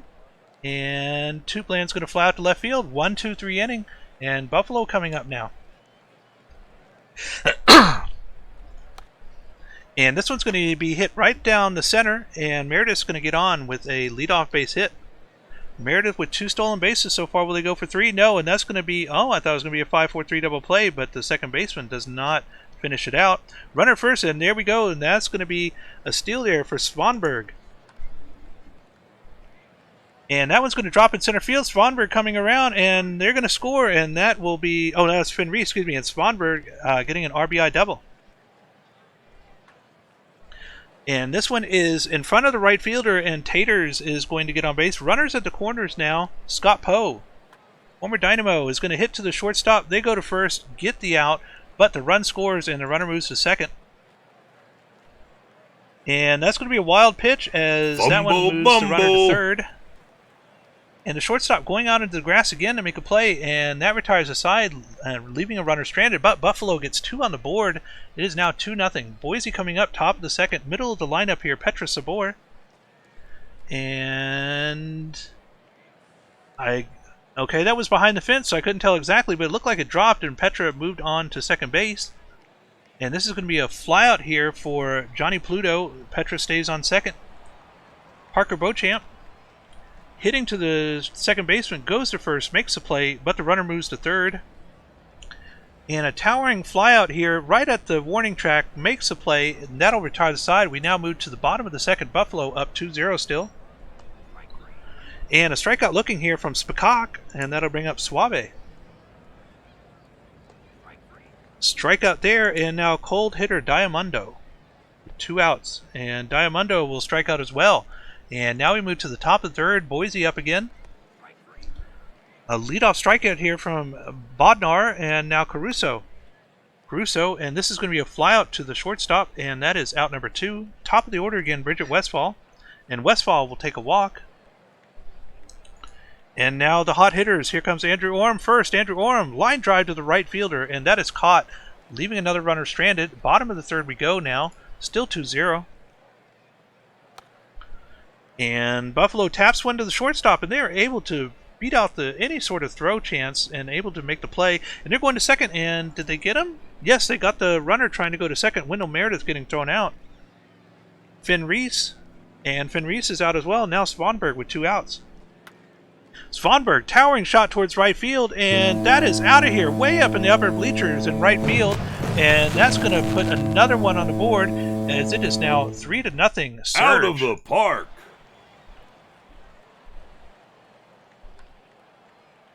And we're going to get a flyout in foul territory here for Sandy Taters, and that will retire the side as we now move to Hummuscott. Top of the fourth, 3-0 Buffalo. Boys, you got to get on the scoreboard if you want to come back in this game. Toot Blonde is on fire. Puts one in the right center gap, lifts it up, but flies out for out number 1. Petra Sabor trying below the Mendoza line. That helps. That's a base hit up the middle to get that average above the Mendoza line. Congrats, Johnny Pluto. That's in the gap, right center. Here we go. Will Sabor come all the way around the horn? And she will. It's 3-1. That's going to be a triple for Johnny Pluto. Beecham now. Rips one to the third baseman. Oh, and an errant throw. Bumble. So the run scores. It's 3-2. Beecham advances to second on the error. It's a single. Or no, just an error. Excuse me. Menard walks. Probably intentional. I couldn't tell. Grounder. No throw made. A fake throw. Bodnar reaches on a single. So Caruso juices base. Drops one in right. That's going to be a run. Another run coming home. That's a 2 RBI single for Tommy Caruso. The Boise Raptors up on top 4-3. And a sliding catch in center from the Westfall line drive. Orem. Oh, and the passed ball. This is a wild inning, folks. Trying to keep up. Orem grounds out. And Boise scores 4 in a wacky fashion. And they take the lead. Buffalo now, bottom of the fourth, Scott Poe. Striking out looking, not even going to swing. That was right there on the edge of the zone. Gonzalez with a base hit up the middle. Kind of had to dig at that one. And that's a base hit for Spakak, who's going to move the runner, Danny Gonzalez, to third. And a crack of the bat from Suave. Grounder scores the run. They don't turn 2, so it's 4-4. And a checked swing, full count walk from Diamondo. Tintin, what a base hit. Drops one in right. Juices the bases up. So Finn Reese, 2 out. Juices based. And a hit and run. The grounder ground out ends the inning, but Buffalo ties it up by scoring run. They do leave the bases juiced. And this is going to be a ground out for Toot Blonde for out number 1, top of the 5th. Petra Sabor beats out the throw, got the speed. So 1 out, 1 on for Johnny Pluto. Johnny Baseball, 6-4-3 double play. They turned that one with the quickness. Buffalo trying to surge on top, but in a tie game now. Strikeout for Svanberg. Taters draws a walk. Poe, nice plate discipline on a full count with a base hit and left. Danny Gonzalez grounds it to second. They get the fielder's choice out at second. So Spacak, and the attempted pickoff. Fumble, bumble. And it's thrown away, and the run will score on the errant throw on the attempted pickoff. It's 5-4 Buffalo. It's Spock, by the way. You can quit trying to get us kicked off Twitch. And a ground out from Spock to end the fifth. We'll go top of the sixth. Buffalo scores on another wacky run. Beecham with a ground out to start us off. Menard, nice blooper, drops one in right for a base hit. Vlad Bodnar strikes out looking. Way to paint the corners there. Tommy Caruso strikes out as well. Velasquez dealing. We'll go bottom of the sixth now. Buffalo on top so far. Suave grounds out. Diamundo, who's cold, hitting well below the Mendoza line. That's a fly ball, good power, but caught for the out. Tintin now. Tintin lines out to left. We'll go top of the seventh now. Leatherneck Mike finish us off as a close one. Westfall leads us off at the top of the order, and Bridget Westfall will hit one into the Out of the stands. park. 5-5. Tie game in the seventh. Bridget Westfall hitting only 132. Didn't have a homer coming into the game. Has one now. Andrew Oram grounds out. Here's Toot Blanc. The 2-2 to the Toot. Strike out, going down without even breaking a sweat. Petra Sabor walks on down to first base, and here is Pluto. Johnny Pluto, left field, fly out. It's stretch time, and there weren't any runs scored in the stretch, so here's Finn Reese, who will clobber this to right, and that one is gone, 6-5. Former Raptor. Out of the park. Bjorn Svanberg. We don't know why we only saw one pitch, but okay. Bounce out to second. Here's Taters, the 2-0. Sandy Taters back up the middle on a catch. Hello, thank you, goodbye, Mr. Webjeb. Scott Poe, that is into the right center field corner. Poe is on the way, and he and his walker get to third base. Amazing. 2-0 to Danny Gonzalez. Grounder to short, on to first. Inning is over. 6-5 your score. Top 8 we go. Armando Velasquez. Rain delay. Oh, there was rain delay. That's what that was for. Beecham. Up the middle. That's a hit. Here's R.J. Menard. Bobo Bones now into the game. R.J. Menard delivers this one to center field right into the... what? Fumble, bumble. I'm guessing Meredith dropped that.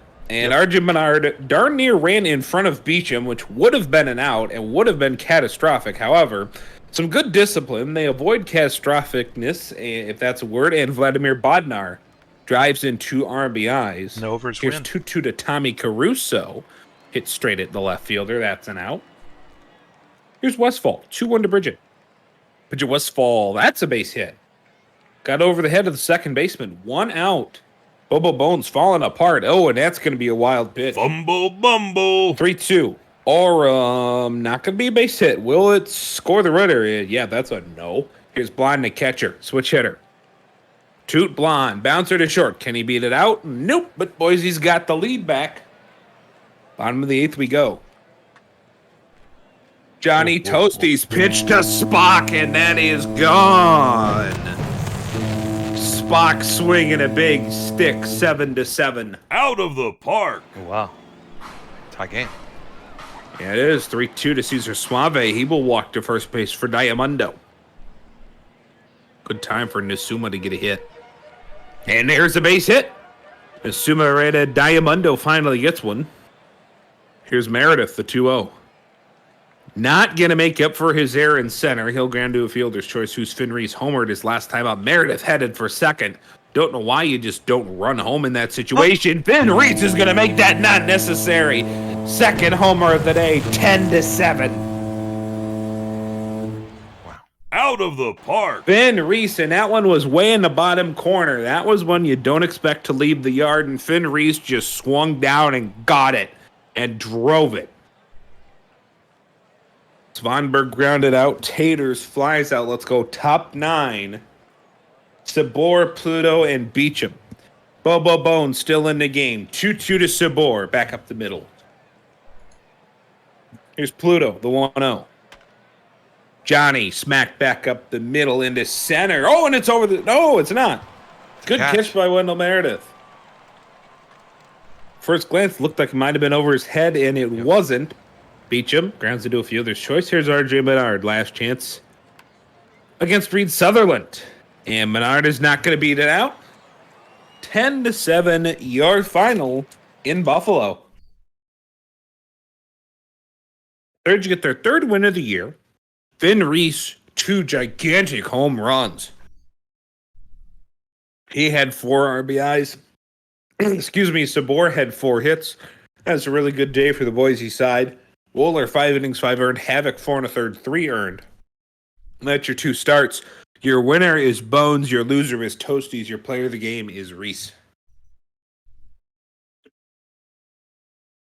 And that takes us Halen now. goes- that's go you, ahead. LBG. Take it. And our next game, the Aviators and the Sloths. Aviators moved to 11-1 now on the season. A 14-8. Big offensive game here. 18 hits to 13. 31 hits in this game. Here are our batters, and multiple hits all the way across the board almost for San Antonio. And looking at, oh my goodness, Outer Banks. Let's take a second here. 4 runs, 4 hits, 2 RBIs for Dan Halen. 2 hits, 4 RBIs for Tex Walker. 3 hits, 2 runs for Bergen Cannon. Down on the pitching end, King George III taking their first loss of the season. Ray's Funk for Outer Banks getting their second win. And player of the game is Dan Halen. Crabs stick it to the Vandals with a 6-1 loss. Big win to move to 3-9 for the Crabs, slowly clawing their way back to 500. No pun intended. There's your batting. Looking for a player of the game on the screen. There's your pitching. Kid Carsey went 8 1/3. First win of the year. 1 earned. Struck out 7. Only walked 2. That's your player of the game for Providence. So, Remember that one World Series? It was the Crabs and the Scorpions. And it was called like the Battle of the Claws or something like that. I thought it was pretty funny. yeah, it was. We saw all the different pictures and whatnot. Mm-hmm. Sorry, I had my mic muted there. This is in reference to the claw pun. Sorry. Much deserved. Boys beat the Mancos in extra innings. Maui got so close to their second win, yet so far away. 4-3 win for New York. Swerve and Kuntz 2 hits apiece.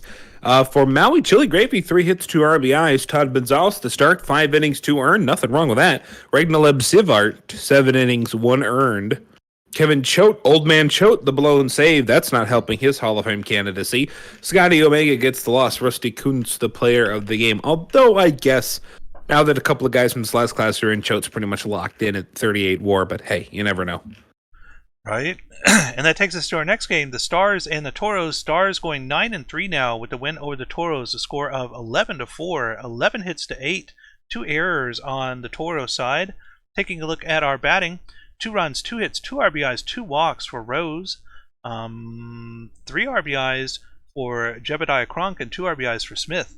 On the pitching end, Bruce Star Lemonade taking their first loss of the season, Giovanni Sanchez their second win, Law gets their 4th hold, and Shigino, their second save. Player of the game is Jebediah Crunk.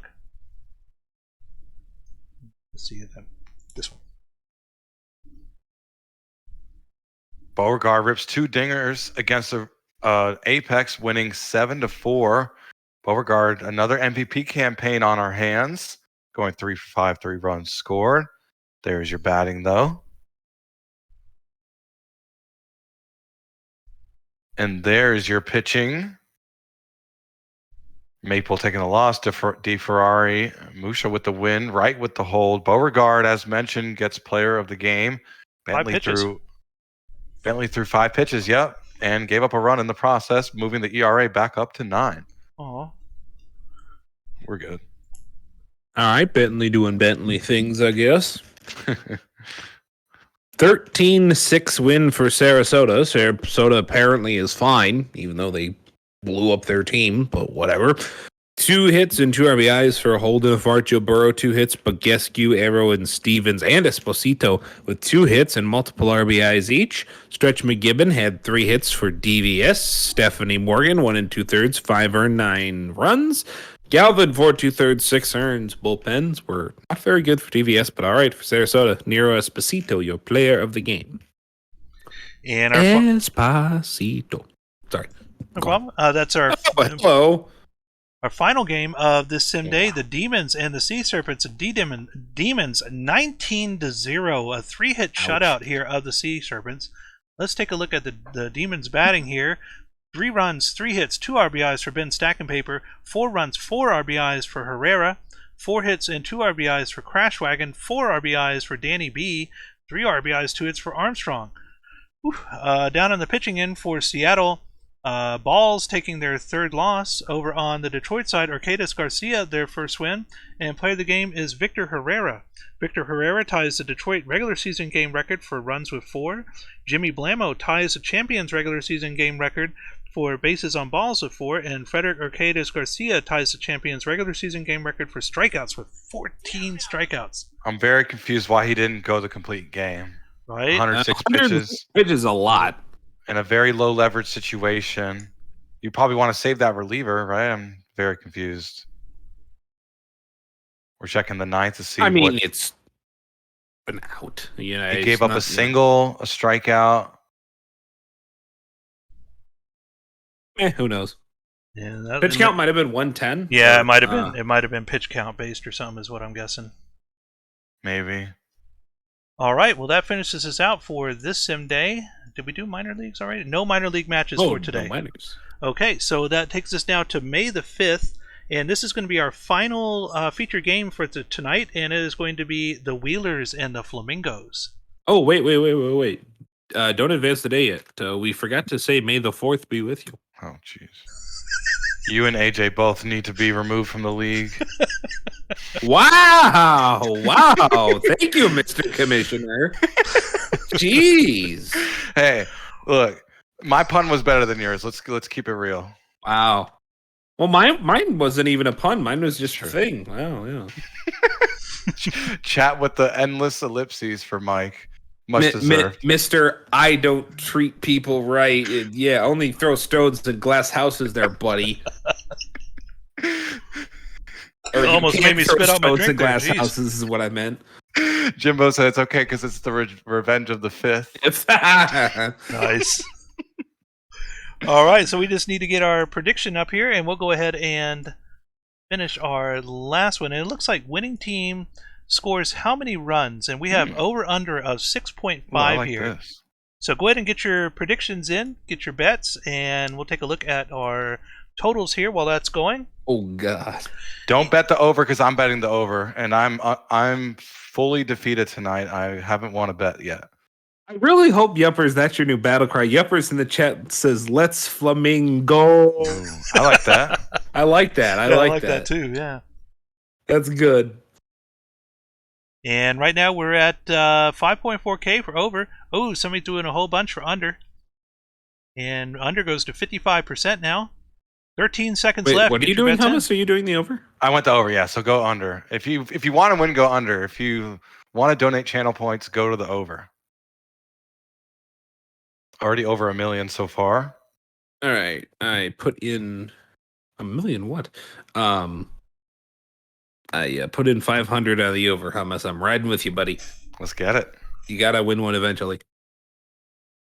All right, we're just waiting on the submissions to close here, and we'll get started with our game. But right now we're just over 21,000 channel points total. Mhm. And look at that. Somebody goes under and moves under to 53% right as the time is about to expire. Look at these diamond hands folks keeping their money to themselves and using it instead of trading it in. Approaching $3 million spent. I think we hit it. And just waiting on submission to close, and we'll get started I'm here. not sitting on 40,000 channel points. No, Wow, no, I'm sir. I'm sitting on 30. No, sir. I'm not. not waiting till I can turn in 10 million. I was gonna say. Not 10 million. I'm waiting until I can turn in equipment randomly. Blow Pop has is approaching 100K. Oh my That's all. god. Yeah, I know. And with submissions closed, we have over at 24.2K channel points, 59%, with under 6.5 at 17.1K, 41%. So overs, almost a 6-4 margin here. And we're going to get started with Hummus God.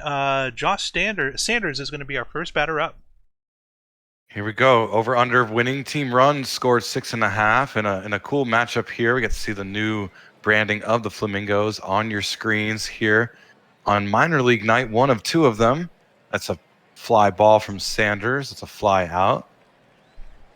Kripakrisov, Evok with a grounder and a ground out. Bennigsen strikes out and they go down in order. Todoroki putting in work. So stand up. We'll sit down in the dugout. It's out number one. Wolfruff. Fly ball, fly out. 2 up, 2 down. Now Brizzo strikes out looking. They go down in order as well. 6 batters, 6 outs so far in this ball game. Rude. Why'd you got to be so rude? Breaking up a no-hitter. That's a single and right. Condor striking out looking. Stan Marsh. Oh, they picked him off.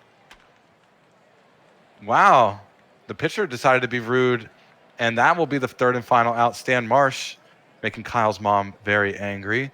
Now we got Babe Bufflin flying out for out number 1 for Florida. Yuppers grounding out. So Kyle Bryant with 2 out, nobody on. Strikes out looking. We'll go top of the third now. Cruising through this game. Copeland will fly out. Sneaky Snack in left field with a base hit. Bringing up Vladimir Porter. Lifts one. Shallow center. That's going to be the second out. 2 out, 1 on, and that's a base hit and right. Runner elects to park at second. So Evok, ground out. Still a 0-0 ball game. We'll go bottom of the third for Rank. With a fly out in center. Good power behind it.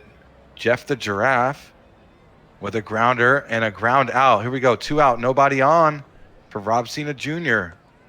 Strikes out, hacks at it, and goes back to the dugout.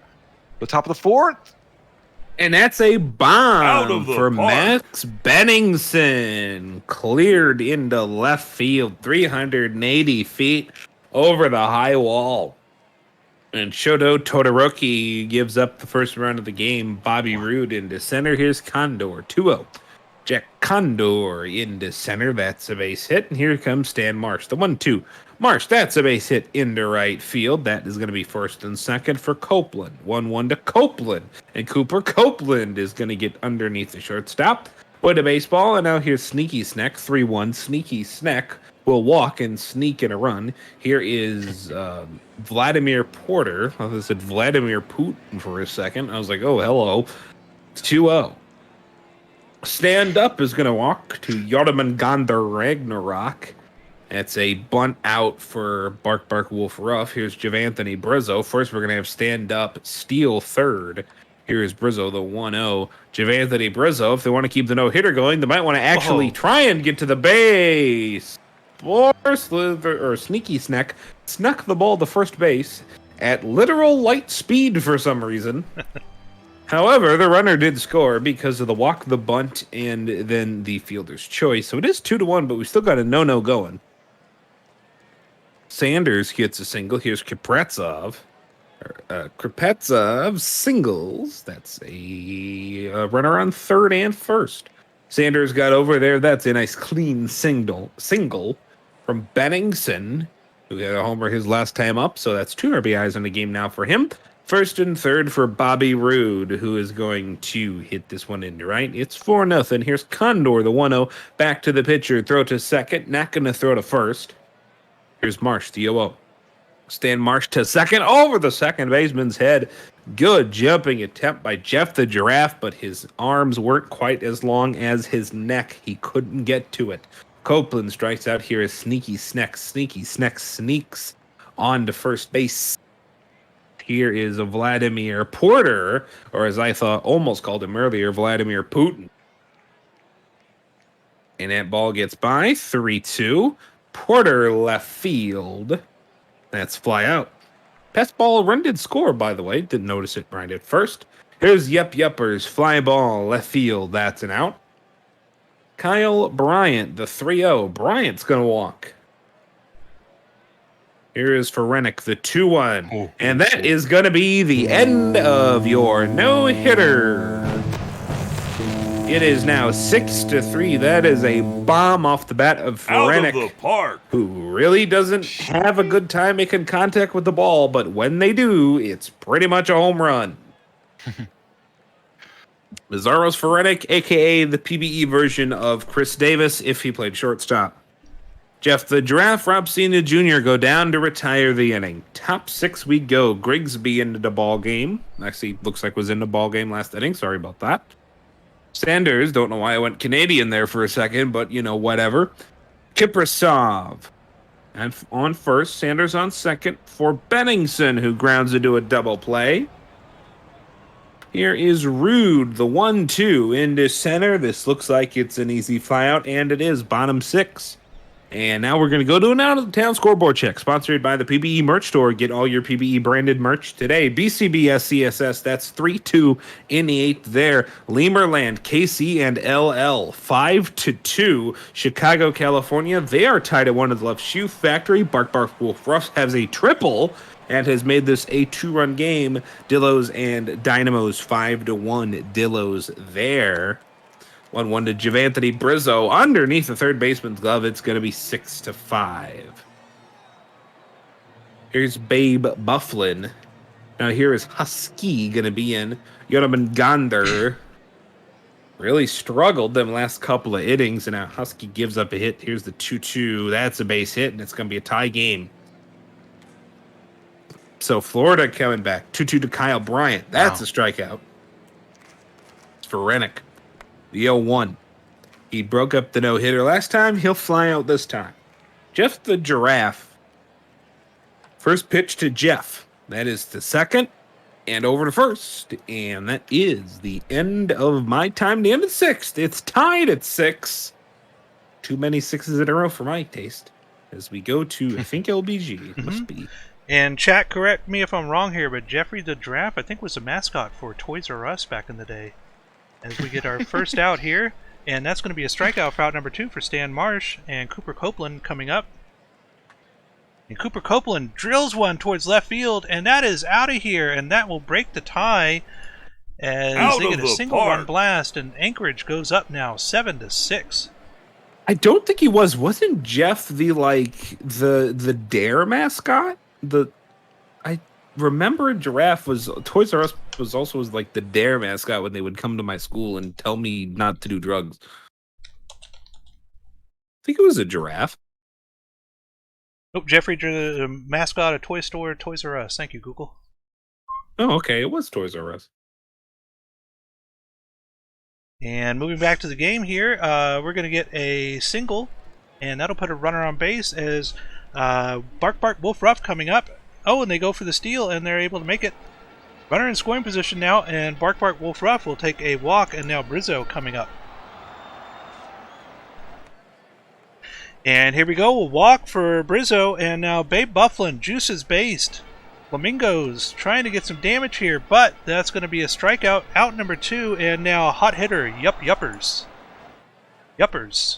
Can they do some damage here? This one's towering shot towards center field, but it does not have the distance, and that one is caught, leaving 3 runners stranded as we move now to the top of the 8th. Wheeler's up by 1, and that's going to be a leadoff base hit here for Vladimir Porter. Top of the order again, Sanders. Sanders striking out, and now Kripakov. And this will be a flyout towards foul territory left side, and that's going to be out number 2. And this one will drop in front of the center fielder, and Benningson getting on. And here comes Rude. Rude will take a walk, and now we have juices based the other way as Condor coming up. Condor past the shortstop. That could score 2 here. Here comes the second run, and the throw is not going to be in time as Wheelers put 2 more up on the board, and it is now 9-6. This one hit to the shortstop, goes to second, makes the play, and that'll get them out of the inning. But Anchorage gets 2 more on, and now Florida needs 3 runs to tie this up with only 2 innings left.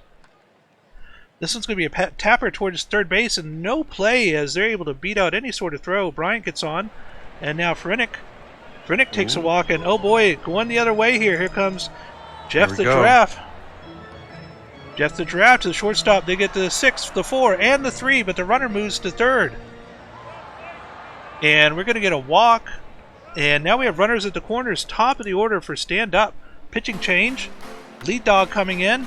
And Lead Dog gives up a base hit, and that's going to score a run. Runner going to third, and he's going to be safe. And we have runners at the corners now for Bark Bark Wolf Ruff. 2 outs.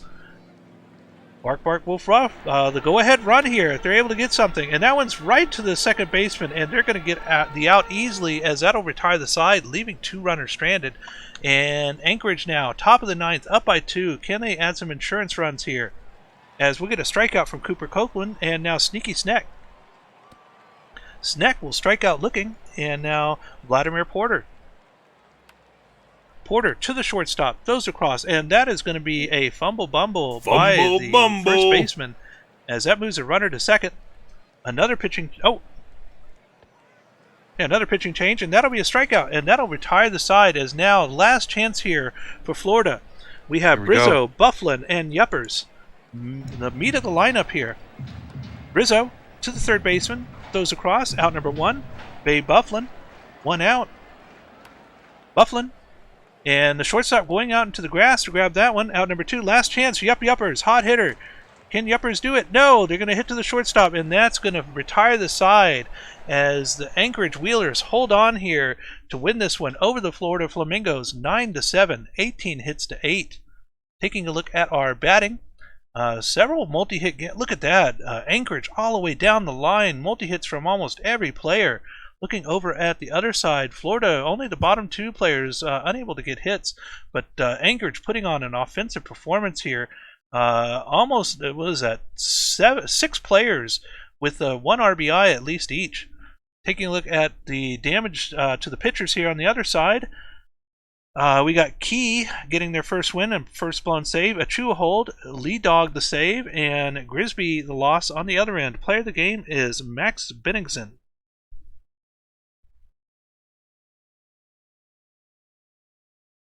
Bears tripping the Swifties 4-3 in extra innings. They had a sacrifice fly by McNasty in the top of the 10th, moving to 4-9 on the season. There's your batting. That was a good ending, by the way, there in that last one. Probably one of the better games of the night so far. And there's your pitching. Underrated of Bruce City gets player of the game. We want to check out his stats, the batter. He did go 4 for 5 with 2 ribbies. Nice day for the man who sold the world and a big win for Bruce City. And now it's me, Lemurs, falling to the Hepcats. The Hepcats are hot right now. 7-4 the win here. Newfoundland Berserker has 2 hits. Zierin Pryor, 3 hits, 3 runs. 10 hits total for KCH. The Lemurs, Lump O'Sullivan, another really good day. 3 hits for him. 9 hits total as a team. Chinapi, 5 1/3, 5 earned. Glenn Davies, 6 innings, 1 earned. Player of the game, Zierin Pryor. Hepcat, we go. And our next Miners game, the Firehawks and the Kingpins. Firehawks now above 500, 6-7, or excuse me, below 500, almost 500, 6-7 now on the season. Winning this one 2-1, only getting 4 hits, but still able to hold on here. 10 hits on the other end for the Kingpins. Taking a look at our batting, looks like single hits only over on that side, but we have 3 hits and an RBI from Lane over in the Chicago end. On the pitching side, Smoothie Vert taking their first loss in relief, and Branson getting their first win and third blown save. Player of the game is Inkerbell. 7.0 innings pitched, 1 earned run, 8 strikeouts, 89 pitches. And the Dillos beat Dallas 7-3. Both teams now at 6-7. Though that 5th and 6th inning were the difference for the Dillos. We'll check out the batting here. Here you go. Faraday with 9 steals. Nice. Good season so far for K. Faraday. And there's your pitching. Jim Diag went 6 innings, gave up 1 earned, walked 4, struck out 5, gets player of the game. And that finishes us out for the majors for this sim day. We're going to move on now, or the minors, and no majors games. So, taking a look at our schedule here.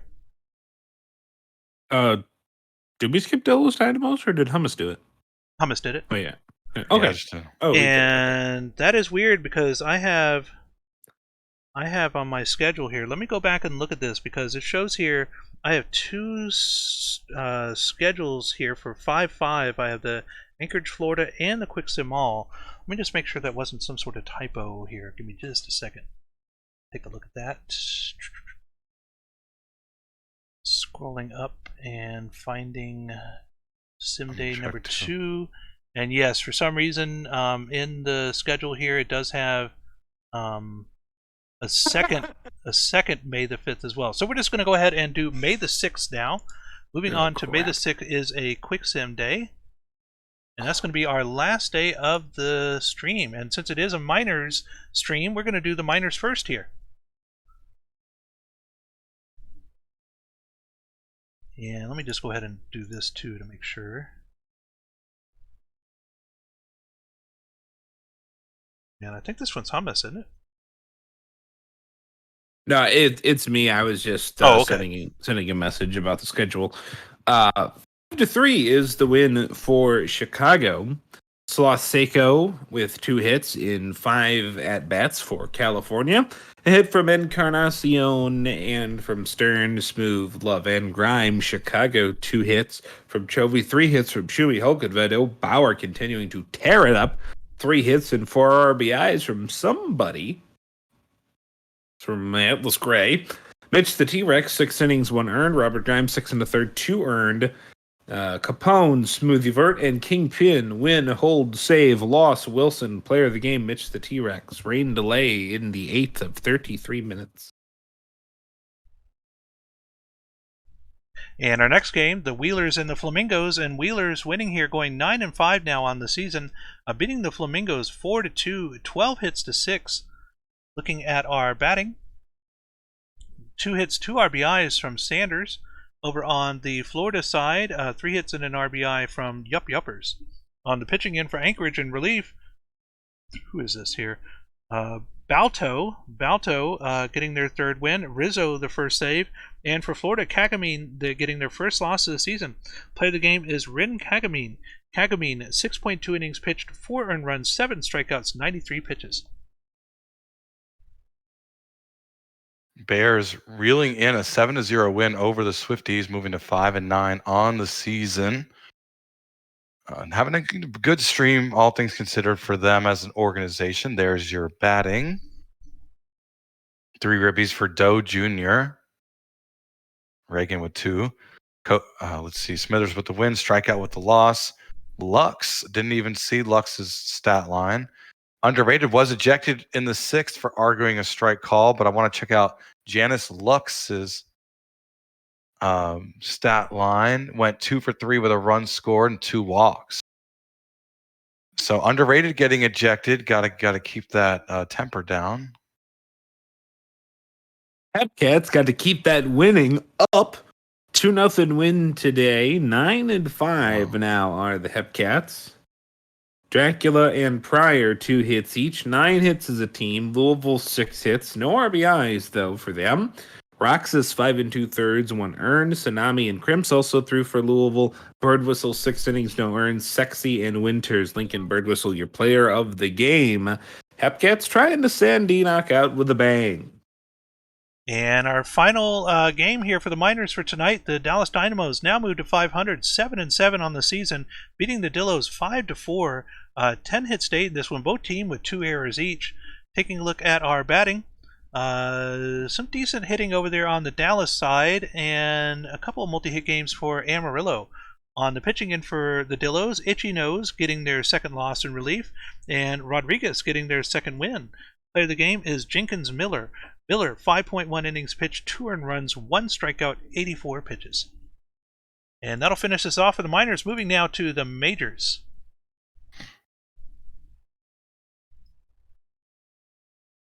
Philly fans slugging the Crabs to a 5-4 win. The Magician getting it done at the plate. We'll check out his stats in a bit. But he did have 2 homers. Wow. Drove in 4, scored twice. Probably your player of the game. There's your batting, though. And, of course, there's your pitching. Philly fan is your player of the game with those 2 homers for the shortstop. And Providence in the win column. Had a good sim tonight.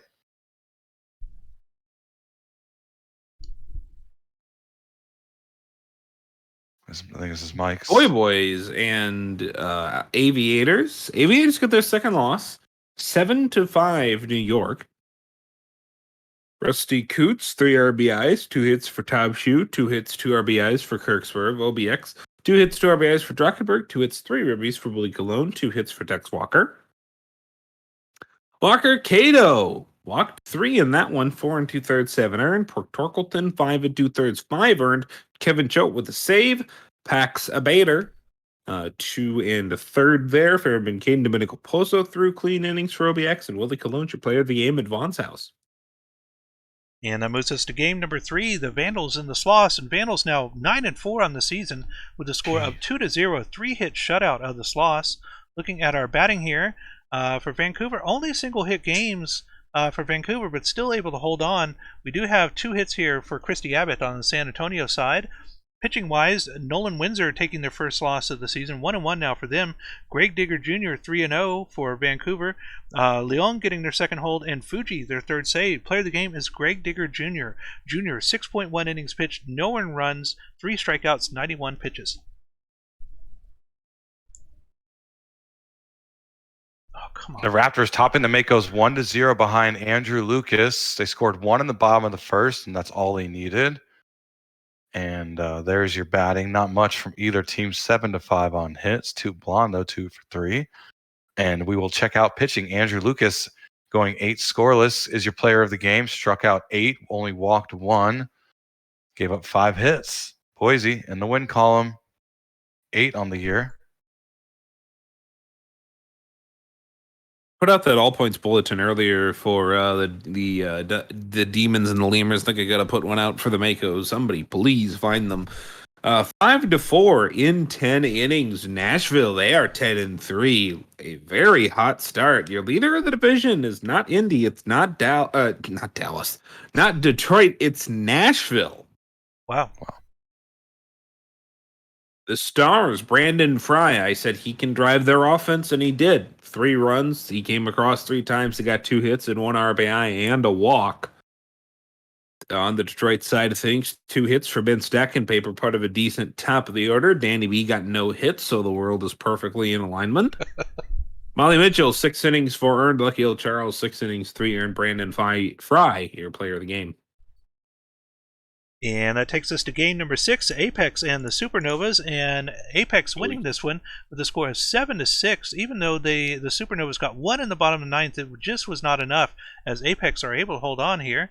Taking a look at our batting, we have 3 RBIs from Zach Mouse.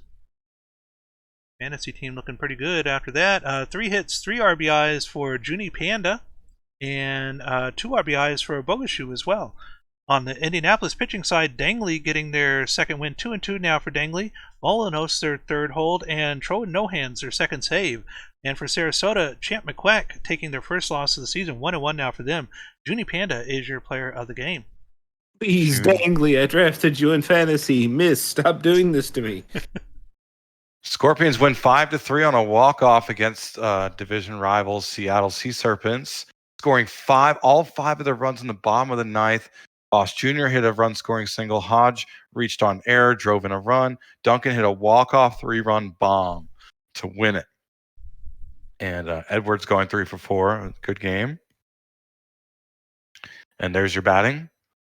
And your pitching is there on the screen. Danny Sullivan. Oh, my goodness. What an incredible outing. 8 scoreless innings. Relievers couldn't help him out, and nor could the run support. But 8 scoreless innings, struck out 4, walked only 1 batter, gave up 6 hits. What an outing by Hungry Villagers, Danny Sullivan. But got the no decision. Team got the loss. Death Valley with some late inning heroics. You really do not expect Jackson DeMarco to fall down, go boom like that very much this season. New Orleans 10-3 victory. They win 10-3 on the season, after the 7-3 victory. Gustav Beauregard, last season's MVP. Don't know if it was unanimous or not. Probably should have been. 1 hit, 3 RBIs for him. Bedell Valor, 3 hits. In 4 at-bats. Cancun, 2 hits, 5 ABs. 2 hits and 3 ABs for Caden Kalen, whatever. Leo Robert, 6 innings pitched, 2 earned. Aiden McDougal, 6 innings pitched, 3 earned. Gustav Beauregard, your player of the game. And that finishes us out for today. Let's go ahead and take a look now at our standings. Starting off with the majors, and over in the Legends Conference right now, Outer Banks Aviators well ahead here, 11-2 on the season. The Voyagers are 3 back, the Crabs are 7 back, and the Buffalo Surge are 8 back. Over in the Legends West, we have the Vancouver Vandals leading 9-4 now on the season for them. The Boise Raptors only 1 back, the Sloths 2 back, and the Makos are already 8 back. Over on the Champions East side, the Stars right now 10-3. The Stars 2 games ahead of the Apex, 3 ahead of the Supernovas, and 5 ahead of the Detroit Demons. And finally, on the Champions West side, the New Orleans Rougarous 10-3 for them. 2 games back are the Scorpions, 7 back are the Toros, and 8 games back are the Sea Serpents.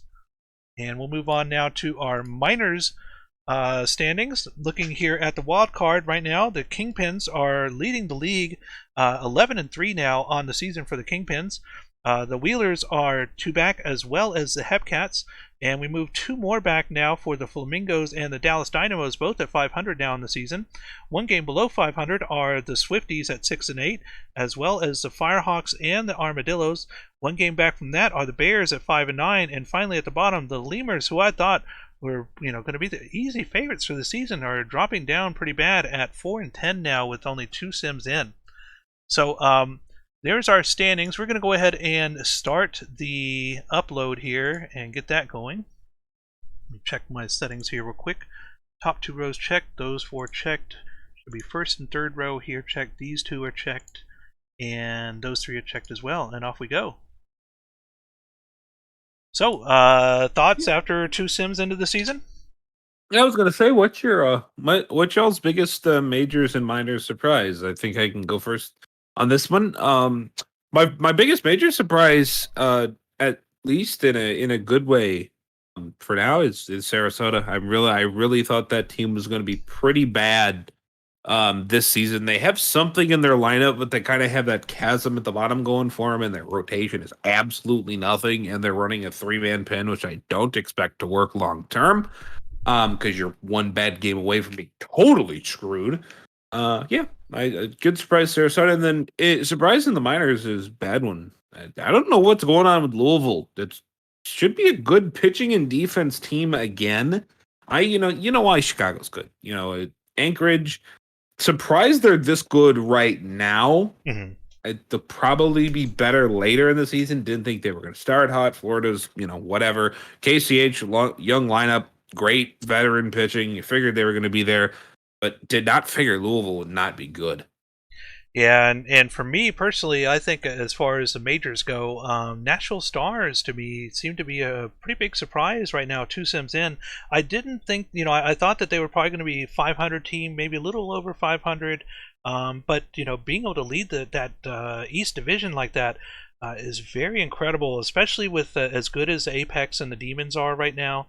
Especially the way that the Demons and the Apex offensively seem to be pretty much the powerhouses over on that side, and yet Nashville just has overtaken them, and now with 10-3 record, it looks like they're serious and moving forward into the rest of the season. It's pretty much Nashville's kind of now to lose for that division. It's going to be a very tough matchup, but they're playing very well so far. We have 16 sim days during the season, so we're only 1/8 through the season right now, 12.5% just about. But I think Nashville might be the sleeper, that comes awake here and is able to get things going later on the season. But as far as the minors go, I'm going to have to go personally with my own team, the Dallas Dynamos. We were in last place last season. We had lost 12 call-ups the season before. We had lost every single pitcher in our bullpen was due to call-ups this past season. I also had to replace a starting pitcher as well. I did not think, I didn't think we would get last, but to be able to be 500 now with 2 sims in at 7-7 is very promising to me, and I hope that things continue for the Dynamos and maybe might be able to squeeze in there and get a wild card berth and possibly get an upset in the playoffs. We'll just have to see. How about you, Hummus God? Biggest surprise to me is Vancouver. I think, what were they, 9-4? Mm-hmm. Made some moves. AJ himself retired his own player, traded his corpse away in his prime. Digger Jr. has got like a 1.4 ERA so far, I think through 3 or 4 games. Definitely a surprise. Boise also off to a hot start. And the minors, I was thinking Dynamos. The Hepcats, I think, surprised me tonight. Yes. They really battled back after starting off slow last night, and last night's sim came back. Now they're well above 500, right where they were last year. But tonight's sim for the Hepcats were a good surprise for them. So, Indy, my team, we're just kind of sitting where we kind of should be. Was it 3 or 4 games above 500? Mm-hmm. So, just expect us to be there at the end of the season in some capacity. I just know the Champions East is an absolute madhouse. So, expect the unexpected in that division, that's for sure. With Sarasota and Nashville playing the way they are so far, this could be. I thought it was tough last season in that conference, but now it looks like it's going to be even harder. All the teams look like they could be within striking distance before the end of the season is over to not only win the division, but possibly take the whole thing and get the first seed for the whole conference. So we'll just have to see how that goes. But very, very intense over there, and a lot easier for some of these other divisions, like the ones that the Crabs and the Makos are in. Pretty clear cut who's going to be winning those, but just like last season, that East Division just seems like it's going to be just tight all the way through, and might be something that comes down to like game 107, game 108 before we find out who actually wins and gets the bye there. So very interesting. We'll have to see how that turns out. I don't know. I think I'm going to disagree with you on that. I mean, Sarasota is a good surprise right now, but what they're doing is not sustainable, especially if they continue to offload at the deadline, because, I mean, you got to be honest about what you are there. You have no cap space. That's why you're running a 3-man bullpen. They're totally entrenched in cap hell. They probably didn't get as much as for Fug as they wanted because they retain his contract, whatever. They couldn't retain his contract. Like, there's a lot of reasons that Sarasota is in a horrible position right now. So, and you've got 2 new GMs running that thing. And I don't think there's anyone in the PBE that wants their jobs, because that is going to be an incredibly hard rebuild to do. And if you're honest about it, I don't know how much winning even helps you. That's got to be the goal right now, is to they don't have a first next year. Not win baseball games. They don't have their first. What'd they do with it? Traded it in the past for other moves.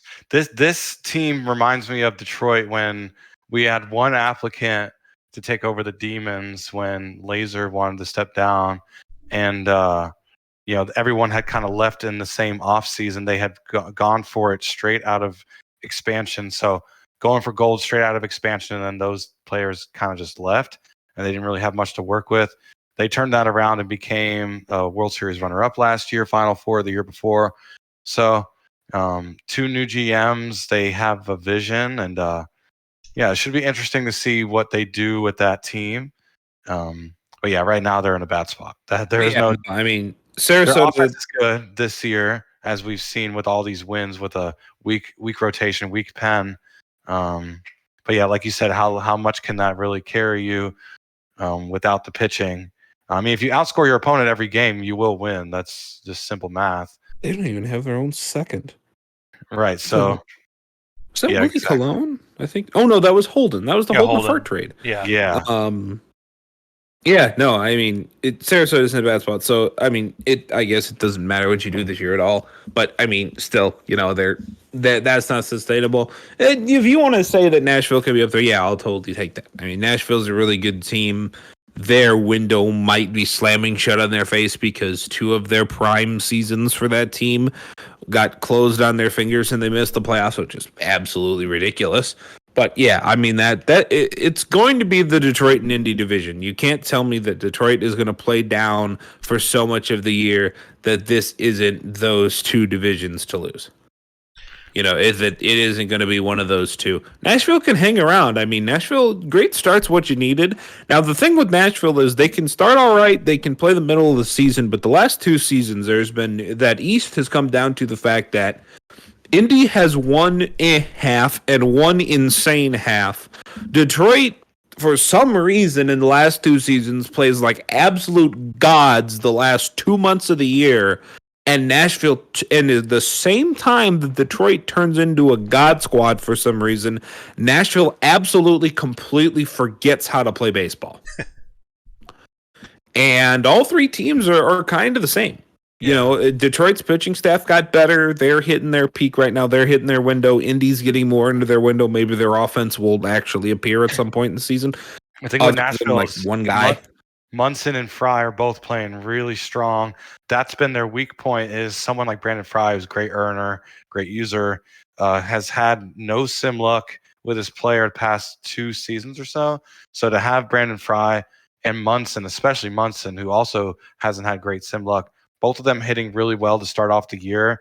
They're probably going to regress to the mean at some point, but this is what they needed to start off strong, because if they regress, at least they can probably regress to higher than what they've been, which has not been great offensively. So, yeah, should be interesting. Them coming out on top after the first 2 sims is going to make, I think, this whole season really exciting. I think we're going to see another season come down to the wire in this division, and I think we're going to keep seeing that for a long time.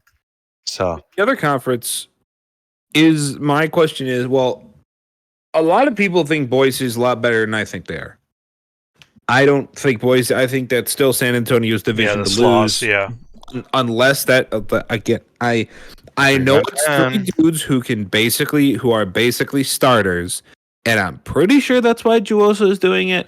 But I would feel like I'm scared with Indy's 4-man pen, which is a starter, Bolanos, Hummus, and another starter, like in that like absolute hell where you're a starter but you're completely useless as one, and also the rotation's loaded. So like even with 2 starters, an ex-starter on his way out, and an insanely good reliever, I'm still terrified of Indy's 4-man pen. I can't imagine running a 3-man pen. All 3 of them over 1,000 TPE or not. So it's San Antonio's to lose unless the bullpen does really weird things. I also thought it was weird they didn't just bring in a 4th, because technically San Antonio would have the money to do something incredibly cheap, kind of like what Sarasota did to get to 3, to get to some patchwork. San Antonio could have gotten to 4, or like moved something somewhere, called the dude up, whatever. Like they could have called up Todoroki, I think, and moved some money around. Ben, okay, they're in the soft cap. Yeah, they're gonna have to call someone up and then pay them majors money, which would dip into the cap more. Well, they're already paying Todoroki, so like why not call up a Todoroki and just have that arm? But hey, you think you make the 3-man work? This is Juoso we're talking about. This is the best GM ever. Yep. And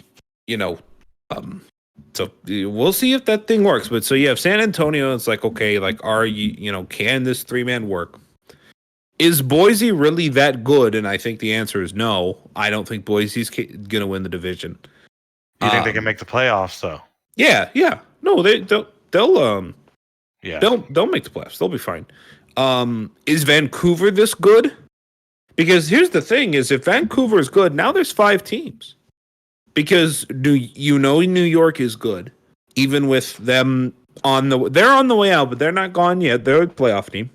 OBX is OBX at this point in their last few seasons. So now you have 5 teams for 4 spots. The index is updated, right, LBG? Yep, index is updated. Yeah, I'm looking at it. The Vandals are 8-1 at home at the Thunderdome, 1-3 on the road, 3-0 in 1-run games already.